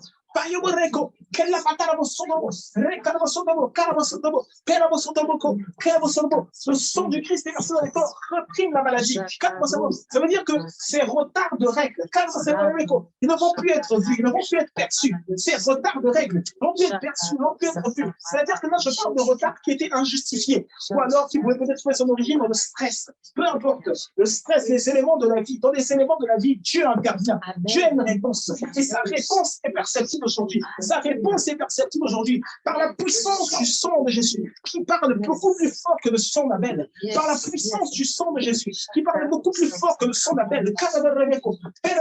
Le sang de Jésus était présenté devant Dieu. C'est-à-dire que le Saint-Esprit de Dieu est présent aujourd'hui. C'est-à-dire que le Saint-Esprit de Dieu est présent aujourd'hui. C'est-à-dire que le Saint-Esprit, celui qui a l'ADN de Dieu est présent aujourd'hui. Les carabos, les carabatarabos, les carabos sobrebo, la kila batarabo, pena cremo con la senderebo, pena barranco, que la bosotrobo, la kila bosotrobo, re carabatarabo, pena breveco, pena barranca, ricarabo sobrebo, pariboro socorbanderebo, aspersion du sang de Jésus, aspersion de la personne de Dieu, aspersion de la personne de Dieu, aspersion de la personne de Dieu, pour mettre un souffle nouveau. Nous faisons taire les étouffements, nous faisons taire les mauvaises voix, faisons taire les étouffements, faisons taire les mauvaises voix, nous faisons taire les étouffements, faisons taire les mauvaises voix, nous faisons taire les douleurs respiratoires, faisons taire les douleurs qui viennent quand le ventre se contracte, quand se décontracte, nous faisons taire ces douleurs, nous faisons taire ces douleurs, nous faisons taire ces douleurs, nous faisons taire ces douleurs, nous faisons taire ces douleurs, nous faisons taire ces douleurs, au nom de Jésus-Christ.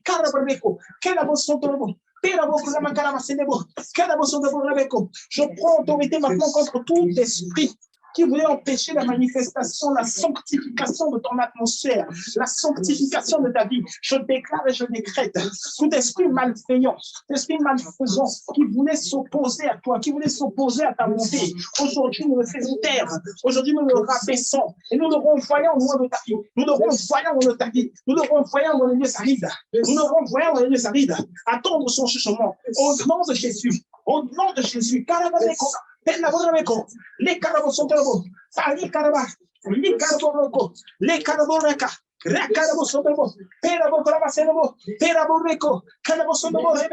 faisons taire les mauvaises influences, nous faisons taire les mauvaises voix, ceux qui voulaient s'infliger contre ton corps, s'infliger contre ta vie, nous les faisons taire, nous réprimons les mauvaises voix, nous réprimons la maladie, nous réprimons la honte, nous réprimons la douleur, nous réprimons les peines, nous réprimons les peines, nous réprimons les peines, toute cette partie du corps, depuis le buste jusqu'au ventre. Aujourd'hui, nous la libérons. Aujourd'hui, nous la libérons. Aujourd'hui, nous la libérons. Aujourd'hui, nous la libérons. Aujourd'hui, nous la libérons. Au nom de Jésus-Christ. Kalabareko, Pelabareko, Kelabo Sotorobo, Rakabo Sotorobo, Ekono Sotorobo, Karabo Sotorobo. Alléluia. Alléluia. Karabo Sotorobo, Karabo Sotorobo, Ekono Sotorobo, Ekono Sotorobo, Karabo Sotorobo, Ekono Sotorobo, Karabo Sotorobo, Ekono Sotorobo.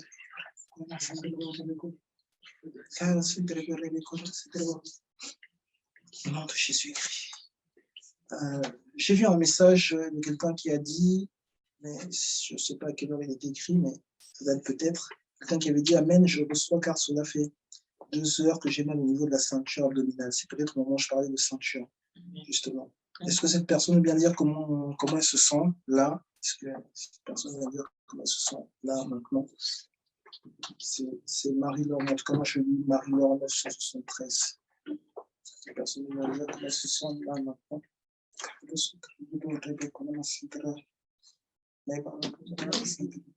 Hyper bien maintenant, d'accord, gloire à Dieu. Gloire soit rendue au Seigneur, gloire soit rendue au Seigneur. Que cela soit rendu permanent, que cela soit rendu permanent, que ce ne soit pas occasionnel, que cela soit rendu permanent au nom de Jésus, que cela soit rendu permanent au nom de Jésus-Christ. La puissance de Dieu est déchaînée, la puissance de Dieu est déchaînée, la puissance de Dieu est déchaînée, guérison miraculeuse, la puissance de Dieu est déchaînée dans cette terre, sur cette terre de solution. La puissance de Dieu est déchaînée. La puissance de Dieu est déchaînée. Le mouvement de Dieu est effectif. Le mouvement de Dieu est effectif. Ça veut dire que toi qui te disais, tu as des difficultés à marcher ou à respirer et tout cela dans le nom de Jésus-Christ, alors que le Saint-Esprit de Dieu est là. Le Saint-Esprit de Dieu véhicule la force. Et la force qu'il te véhicule, c'est une force qui va te donner la capacité de pouvoir, de te mouvoir encore mieux chaque jour, de te mouvoir encore mieux chaque jour, de respirer encore mieux chaque jour. Ça veut dire que non seulement maintenant tu reçois la force pour être meilleur, pour mieux le sentir, mais demain tu vas encore voir que la faculté qui t'a été donnée aujourd'hui est encore meilleure, c'est encore été amélioré demain. Tu verras que demain, cette faculté a encore été améliorée. Tu verras que demain, tes nerfs seront encore plus solides. Les muscles, les organes de ton corps seront encore plus solides. Tu verras que je parle à une autre personne, ces difficultés, ces problèmes au niveau des poumons, tu verras qu'ils sont bons, et qu'ils ne reviendront plus au nom de Jésus. Qui ne reviendront plus au nom de Jésus. Les carabos, Paiboro Sondrobo, les Corabasandrebo, les Carabandara, les Corabatarabo, Ricarabo Sondrobo, Perabo Sondrobo, Paliboraka, les Corabo Sondrobo, Caibo Sondrobo, Caibo Sondrobo, Peabo Sondrobo, Carabo Sondrobo, Rebeco, Perabo Sondrobo, Reco, les Corabo Sondrobo, Rebeco, Rabasatrabo, Caibo Sondrobo, Recorbo Sondrobo, Carabo Sondrobo, Perabo Socoraba. C'est le moment où tu vis et tu es un témoin fidèle de la manifestation de la vie divine, la vie divine, la vie du Christ, la vie du Christ, la vie divine, la vie du Christ. Les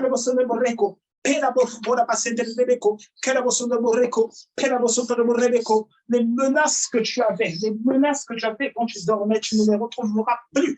Tu ne les retrouveras plus. Tu ne les retrouveras plus. Les menaces que tu avais quand tu dormais, tu ne les retrouveras plus. Tu ne les verras plus. Tu ne les verras plus. Tu ne les verras plus.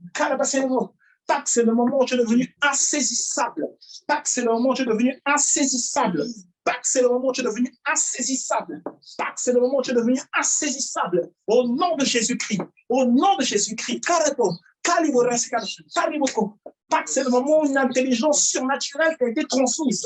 Au nom de Jésus-Christ. Tac, c'est le moment où l'intelligence surnaturelle qui a été transmise. Au nom de Jésus-Christ. Le diable ne te volera pas ton argent avec la maladie. Le diable ne te volera pas ton argent avec la maladie. Le diable ne te volera pas ton argent avec la maladie. Le diable ne te volera pas ta joie avec des difficultés de réflexion. Non, non, il ne te volera pas tes journées. Il ne te volera pas tes journées. Il ne te rendra pas inapte. Il ne te volera pas tes journées. Tu ne seras pas inapte. Tu ne seras pas coincé. Tu te disant c'est impossible pour moi de me voir, impossible pour moi de faire ça. Non, non. Parce que c'est le moment où tu as reçu, par la manifestation de la miséricorde de Dieu, tu as reçu une grâce surnaturelle. Une grâce surnaturelle. Une grâce surnaturelle.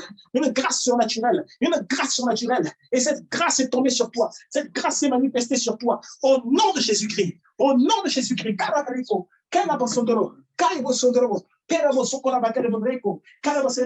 Une fortification au niveau du dos, mais une fortification au niveau du dos maintenant, une fortification au niveau du dos. Je vois des os se redresser. Je vois des os se redresser. Il y a une fortification au niveau du dos. Je vois des os se redresser. Je vois des os se redresser. Une fortification des corps. Une fortification des corps au nom de Jésus-Christ. Dans le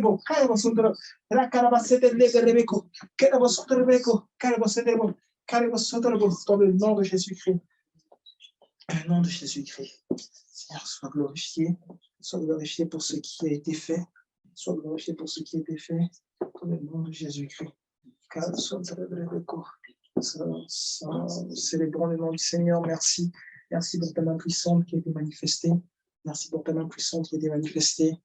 Merci pour ce que tu as fait. Que ton nom soit élevé, soit glorifié pour ces paroles qui sont certaines et pour ce que tu as scellé dans notre cœur. Merci pour l'amour. Merci pour la joie de vivre. Merci pour tes marques de compassion. Merci pour tes mesures de miséricorde. Dans le nom de Jésus, en prier. Amen. Amen. Amen. Amen.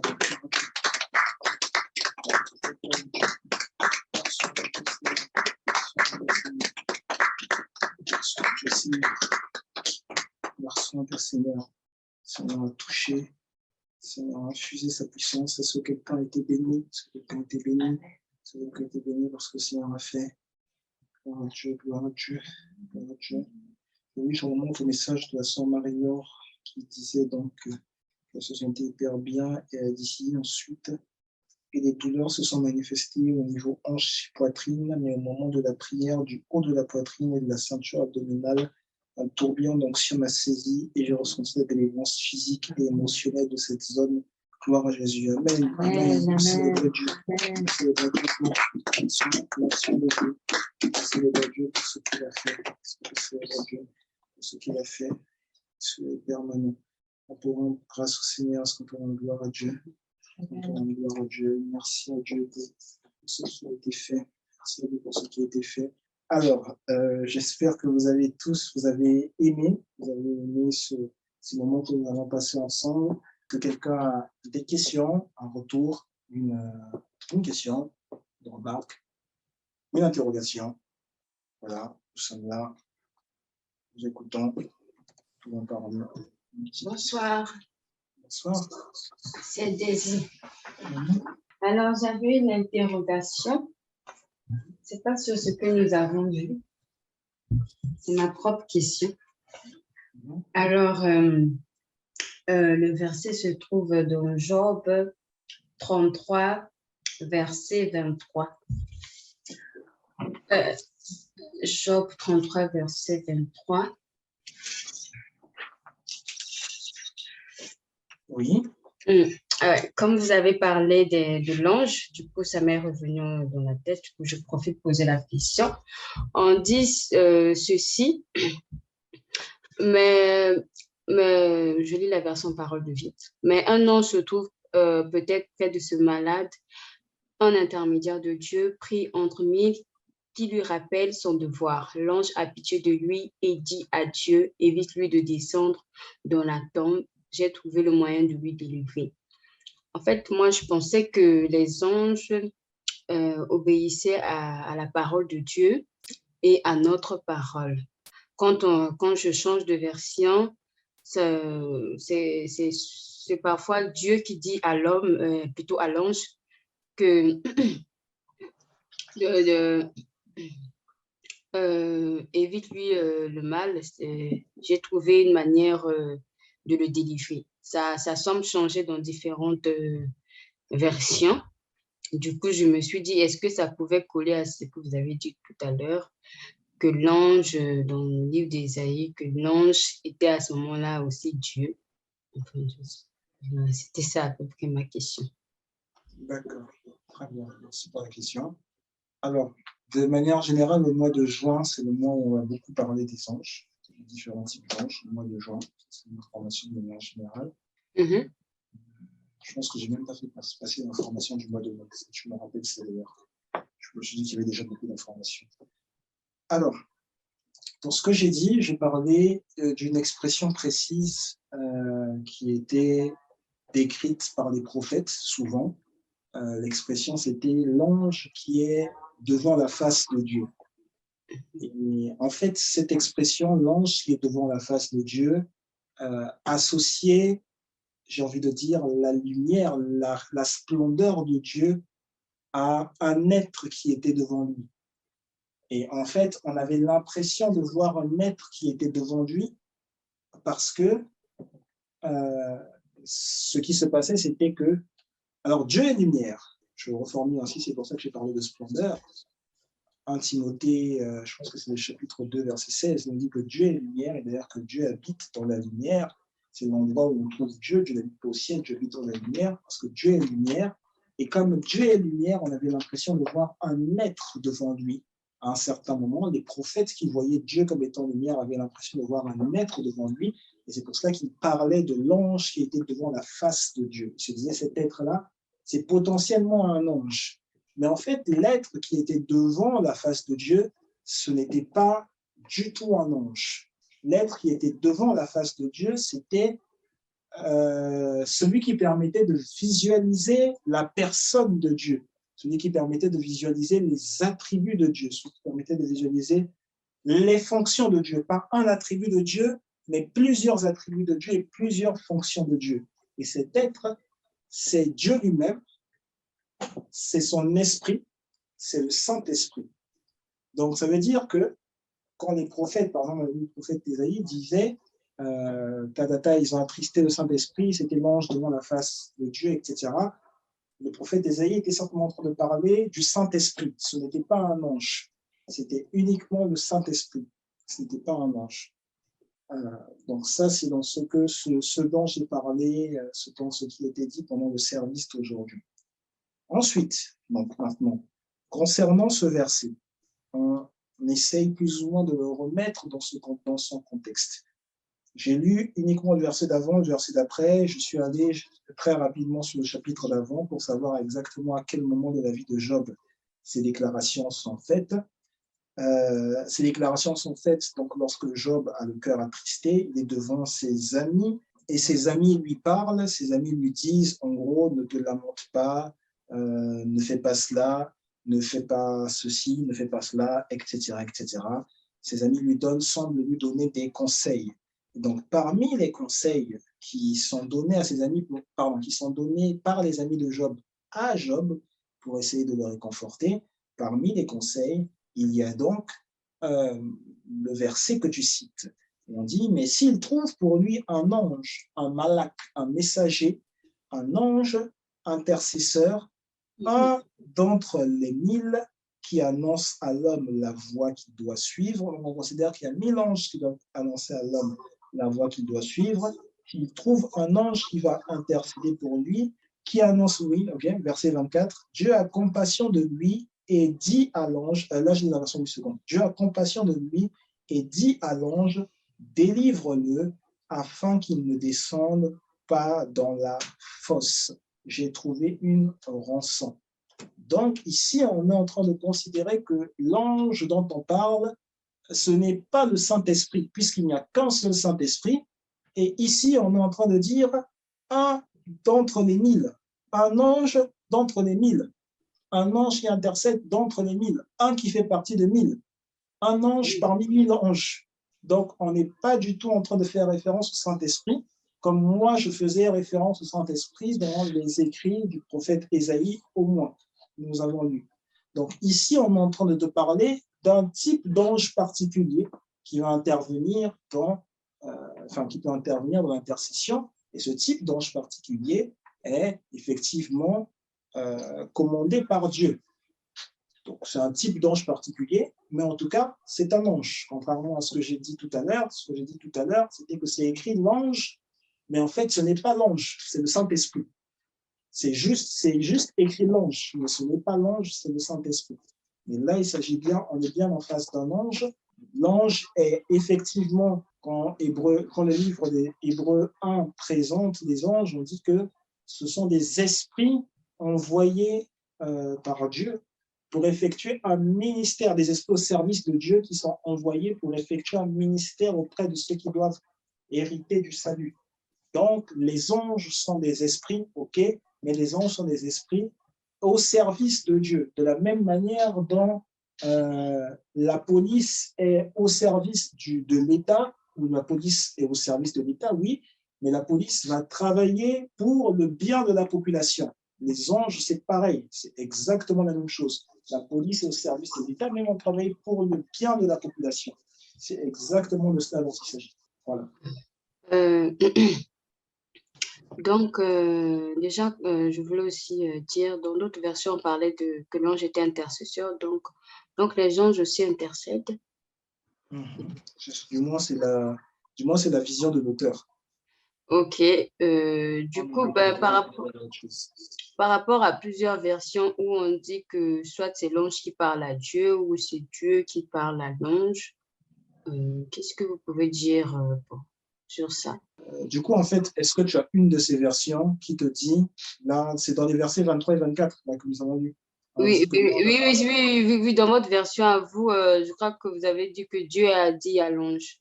Dans ma version à moi, parole de vie, c'est l'ange qui... J'ai déjà comparé avec d'autres versions sur Internet. Ça semble changer. Tu peux relire ce qui était dit. Ok. Mais un ange qui se trouve peut-être près de ce malade, un intermédiaire de Dieu, pris entre mille, qui lui rappelle son devoir. L'ange a pitié de lui et dit à Dieu, évite-lui de descendre dans la tombe. J'ai trouvé le moyen de lui délivrer. D'accord. Parole de vie. Je n'ai pas mes logiciels. C'est pas grave. Alors, donc l'ange a dit à Dieu, évite-lui le moyen de descendre dans la tombe. J'ai trouvé le moyen de le délivrer. Oui. D'accord. Alors, je serais tenté déjà, quand deux versions se contredisent, ça peut arriver, hein. Ça peut forcément arriver.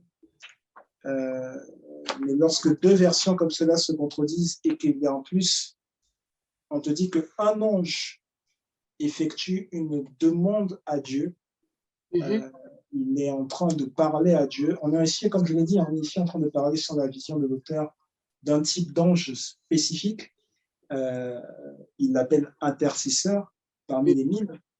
Et d'ailleurs, dans nos cultes d'intercession, ça fait longtemps qu'on n'a pas eu, pas à cause des jeunes, mais on aborde souvent cet aspect où en fait on dit, mais l'intercesseur, c'est celui qui va parler à Dieu en faveur de quelqu'un, celui qui va exprimer quelque chose à Dieu en faveur de quelqu'un, qui va exprimer un désir, un souhait à Dieu en faveur de quelqu'un, pour que Dieu effectue quelque chose pour cette personne. Ça veut simplement dire, là, du moins, dans la pensée de l'auteur, il y en a mille. On verra plus tard que pour ce type d'ange-là, il n'y en a pas mille. Ça veut simplement dire que l'ange, selon la façon dont ça a été rapporté, hein, je n'ai rien ni contre ni pour, selon la façon dont ça a été rapporté dans ta version, l'ange était simplement en train de lui aussi demander à Dieu une forme de doléance. Voilà. L'ange était simplement en train de demander à Dieu une forme de doléance parce que, en fait, en vérité, et je vais dire la session des anges, c'est au mois de juin, en vérité, lorsqu'on dit tout le temps, ou du moins on demande à Dieu d'agir, on demande à Dieu de faire quelque chose, en réalité, dans toute la Bible, Dieu ne fait pas grand-chose. Ou Dieu ne fait, j'ai envie de dire, après la Genèse, Dieu ne fait pas grand-chose par lui-même. Après Genèse chapitre 2. Parce qu'il est dit, à la fin, après le 6e jour, il est dit que Dieu a pris sa retraite. Dieu s'est reposé. En hébreu, c'est Dieu a pris sa retraite. Ça veut dire que les choses qui sont faites sur terre vont être faites soit par la demande d'un homme, mais si ces choses-là donc demandent une intervention surnaturelle, elles vont forcément nécessiter une action, l'action d'un ange. Donc l'action de l'ange, ou alors ce qu'on appelle de manière générale l'action de Dieu sur la terre, en vrai, c'est l'action d'un ange. C'est-à-dire que Dieu est obligé de passer par un de ses anges. Ange, ça signifie messager. Ange, ça signifie envoyé. Dieu est obligé de passer par un de ses envoyés pour effectuer quelque chose sur la terre. Ça veut donc dire qu'effectivement, l'auteur, et peut-être que j'ai déjà mentionné dans au moins certaines prières, l'auteur d'une forme de délivrance précise, par exemple sous l'effet commandé, sous l'effet de la parole d'un homme, ça ne va pas être Dieu, la personne qui va vraiment délivrer dans le spirituel autrui, ça va être un ange qui délivre le spirituel autrui, un ange de Dieu. On voit les commentaires. Est-ce que jusque-là, tu me suis? Oui. D'accord. D'accord, très bien, je suis bien compris. D'accord, aucun problème, Marina. Aucun problème, merci beaucoup. Merci beaucoup. Oui, et donc forcément, effectivement, Dieu va obligatoirement passer par un ange pour effectuer une action. Maintenant, il va y avoir, alors je rentre juste dans le détail un petit peu et puis je termine là. Un ange de Dieu, parce que toi, c'est un peu ça le fond de ta question, c'est pourquoi est-ce que à certains moments on se dit, c'est Dieu qui dit à l'ange de faire ça, à certains moments c'est comme si c'était l'ange qui, en guillemets, veut faire quelque chose. Une créature de Dieu a sa propre manière de penser, elle a sa volonté, elle a son libre arbitre. Dieu a laissé le libre arbitre à toute sa création. Ça veut dire qu'un ange de Dieu peut décider aussi de faire des choses. Mais pour que cet ange de Dieu fasse des choses, ça veut dire que même la police, elle connaît un peu son périmètre. Une fois qu'on lui a défini son périmètre d'action, la police sait ce qu'elle a à faire et elle peut effectuer cette action sans pour autant demander à l'État de faire, la possibilité de le faire, parce que cela fait partie de son périmètre d'action. Donc la police connaît son périmètre d'action, la police sait qu'elle peut faire des choses. Les anges aussi qui ont leur libre arbitre, leur propre volonté, savent qu'ils peuvent faire des choses du moment où cela se situe dans leur périmètre d'action. Et quand on travaille pour quelqu'un, on peut savoir qu'à un certain moment, potentiellement, la personne pour qui l'on travaille a peut-être envie de faire quelque chose ou a peut-être une pensée pour faire quelque chose, pour effectuer une action. Et moi, je travaille pour cette personne et je me dis, ah, mais ma pensée est légèrement, j'ai peut-être une idée. Est-ce que, avant de faire cette action, est-ce que je me permets de faire cette chose? Est-ce que tu me permets potentiellement de faire cette chose? C'est dans ce principe-là, simplement, que se retrouve la version que tu as lue, explicitée dans Parole de vie. Maintenant, lorsque l'on lit, quand on continue, tu as cité le verset du chapitre 33, quand tu lis le chapitre 33, tu lis le chapitre 34, tu avances, à un moment, il y a vraiment Dieu qui parle et Dieu réprimande toutes les personnes qui ont parlé avant. Oui. Ça veut certainement dire que la personne qui a dit cela, elle n'est certainement pas dans le vrai. Voilà. D'accord. Merci. De rien. Y aurait-il une autre question? Ah, tu peux t'exprimer. Oui. Du coup, ma question, c'est si lors de la Pâque, je ne sais pas comment on entend, si lors de la Pâque, Jésus a dit recevez le Saint-Esprit, mais qu'en vérité, on voit la réalisation là, pendant la Pentecôte. Ils se regroupent dans un lieu et là, on voit la manifestation vraiment du Saint-Esprit dans les apôtres. En fait, c'est ce que j'arrive pas à comprendre. D'accord, très bien. Merci, Tina. Donc, il y a une question qui a été posée. La question, c'était, mais en fait, si le jour de la Pâque, Jésus a vraiment dit recevez le Saint-Esprit, que les disciples ont vraiment reçu le Saint-Esprit le jour de la Pâque, qu'est-ce qui se passe? What's the point? Qu'est-ce qui se passe? Pourquoi est-ce que c'est le jour de la Pentecôte qu'on voit vraiment la réalisation dans ce qui a été demandé? Eh bien, la réponse se trouve dans la Bible, Acte 1, chapitre 1, verset 8, le jour de la Pentecôte, vraiment. Parce que dans Jean 20, on est bien recevoir le Saint-Esprit, il est clair que Jésus dit qu'il s'en va au Père afin que ensuite les disciples reçoivent ce qui leur a été promis. Quand on va maintenant dans Acte chapitre 1, verset 8, Acte chapitre 1, verset 8, on nous dit ce qui se passe, ce qui va se passer le jour de la Pentecôte. Acte des Apôtres, chapitre 1, verset 8. Je vais aller dans la version du second, je crois que Tina aussi, qui a posé la question, va le lire. Il est écrit, Acte des Apôtres, chapitre 1, verset 8, il est écrit, mais vous recevrez une puissance. Mais vous recevrez une puissance. Voilà. Le Saint-Esprit survenant sur vous et vous serez mes témoins à Jérusalem, dans toute la Judée, dans la Samarie, jusqu'aux extrémités de la terre. Dans Jean 20, il est dit, vous recevez le Saint-Esprit. Dans Actes des Apôtres, il est dit, ce qui se passe le jour de la Pentecôte, vous recevrez une puissance. Ils n'ont pas reçu le Saint-Esprit alors, ils ont reçu une puissance. Maintenant, quelle est ou comment se manifeste cette puissance? Le Saint-Esprit survient sur eux. Avant, ils avaient reçu le Saint-Esprit. Il a soufflé sur eux, Jésus a soufflé sur eux, ils ont reçu le Saint-Esprit. Autrement dit, quand on va dans la Bible hébraïque, dans le grec, ce n'est pas précisé, dans la Bible hébraïque, il est dit de passage dans Jean 20, recevez le Saint-Esprit en vous, à l'intérieur de vous. Ça veut dire que ce qui se passe dans Jean 20, c'est le Saint-Esprit qui est à l'intérieur de l'homme. Dieu habite à l'intérieur de l'homme. Ici, dans le jour de la Pentecôte, ils reçoivent une puissance. Comment cette puissance est reçue?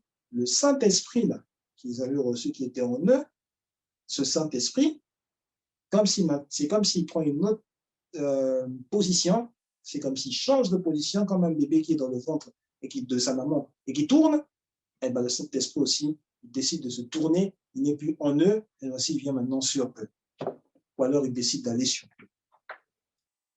Donc, le jour de la Pentecôte, ils ont reçu la puissance.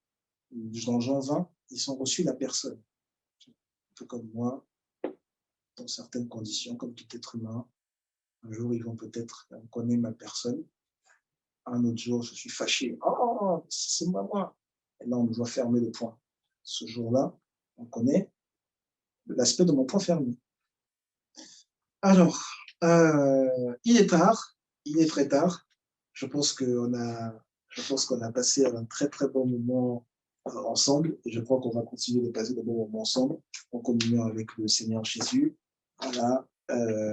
C'est moi vous dire aussi à quel point je vous aime. Voilà, j'ai vu un commentaire, on a dit que vous aimez. Moi aussi, je vous aime. Nous aussi, nous nous aimons entre nous. Merci. Donc, nous allons rendre grâce à Dieu et confier cette soirée, du moins pour ceux chez qui il fait soir, cette soirée entre les mains du Seigneur et début de la semaine aussi entre les mains du Seigneur. Et Père, nous te rendons toute la gloire, nous te rendons tout l'honneur.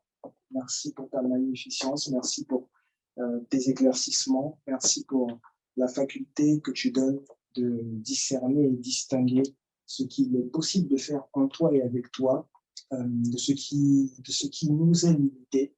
Merci pour ta compassion, merci pour tes mesures de grâce, merci pour la manifestation de ton amour et la manifestation de ta puissance. Nous sommes dédiés à toi et nous nous attendons à toi encore aujourd'hui. Nous nous attendons à toi encore demain pour tout ce qui va se passer. Pâques était l'institution de ta personne en nous, de ta personne dans notre corps. Et nous savons que nous pouvons vivre avec ta personne tous les jours de notre vie. Que cette semaine soit richement bénie, cette bénédiction qui est trop grande pour être cachée, que cette semaine soit richement bénie, que chacun de nos actes, chacun de nos choix soit richement béni, que nous soyons tous gardés et couverts par ton sang. Dans le nom précieux de Jésus-Christ, nous avons prié. Amen, amen, amen, amen, amen. Shalom, shalom, shalom, shalom, shalom. Bonne soirée, shalom, shalom.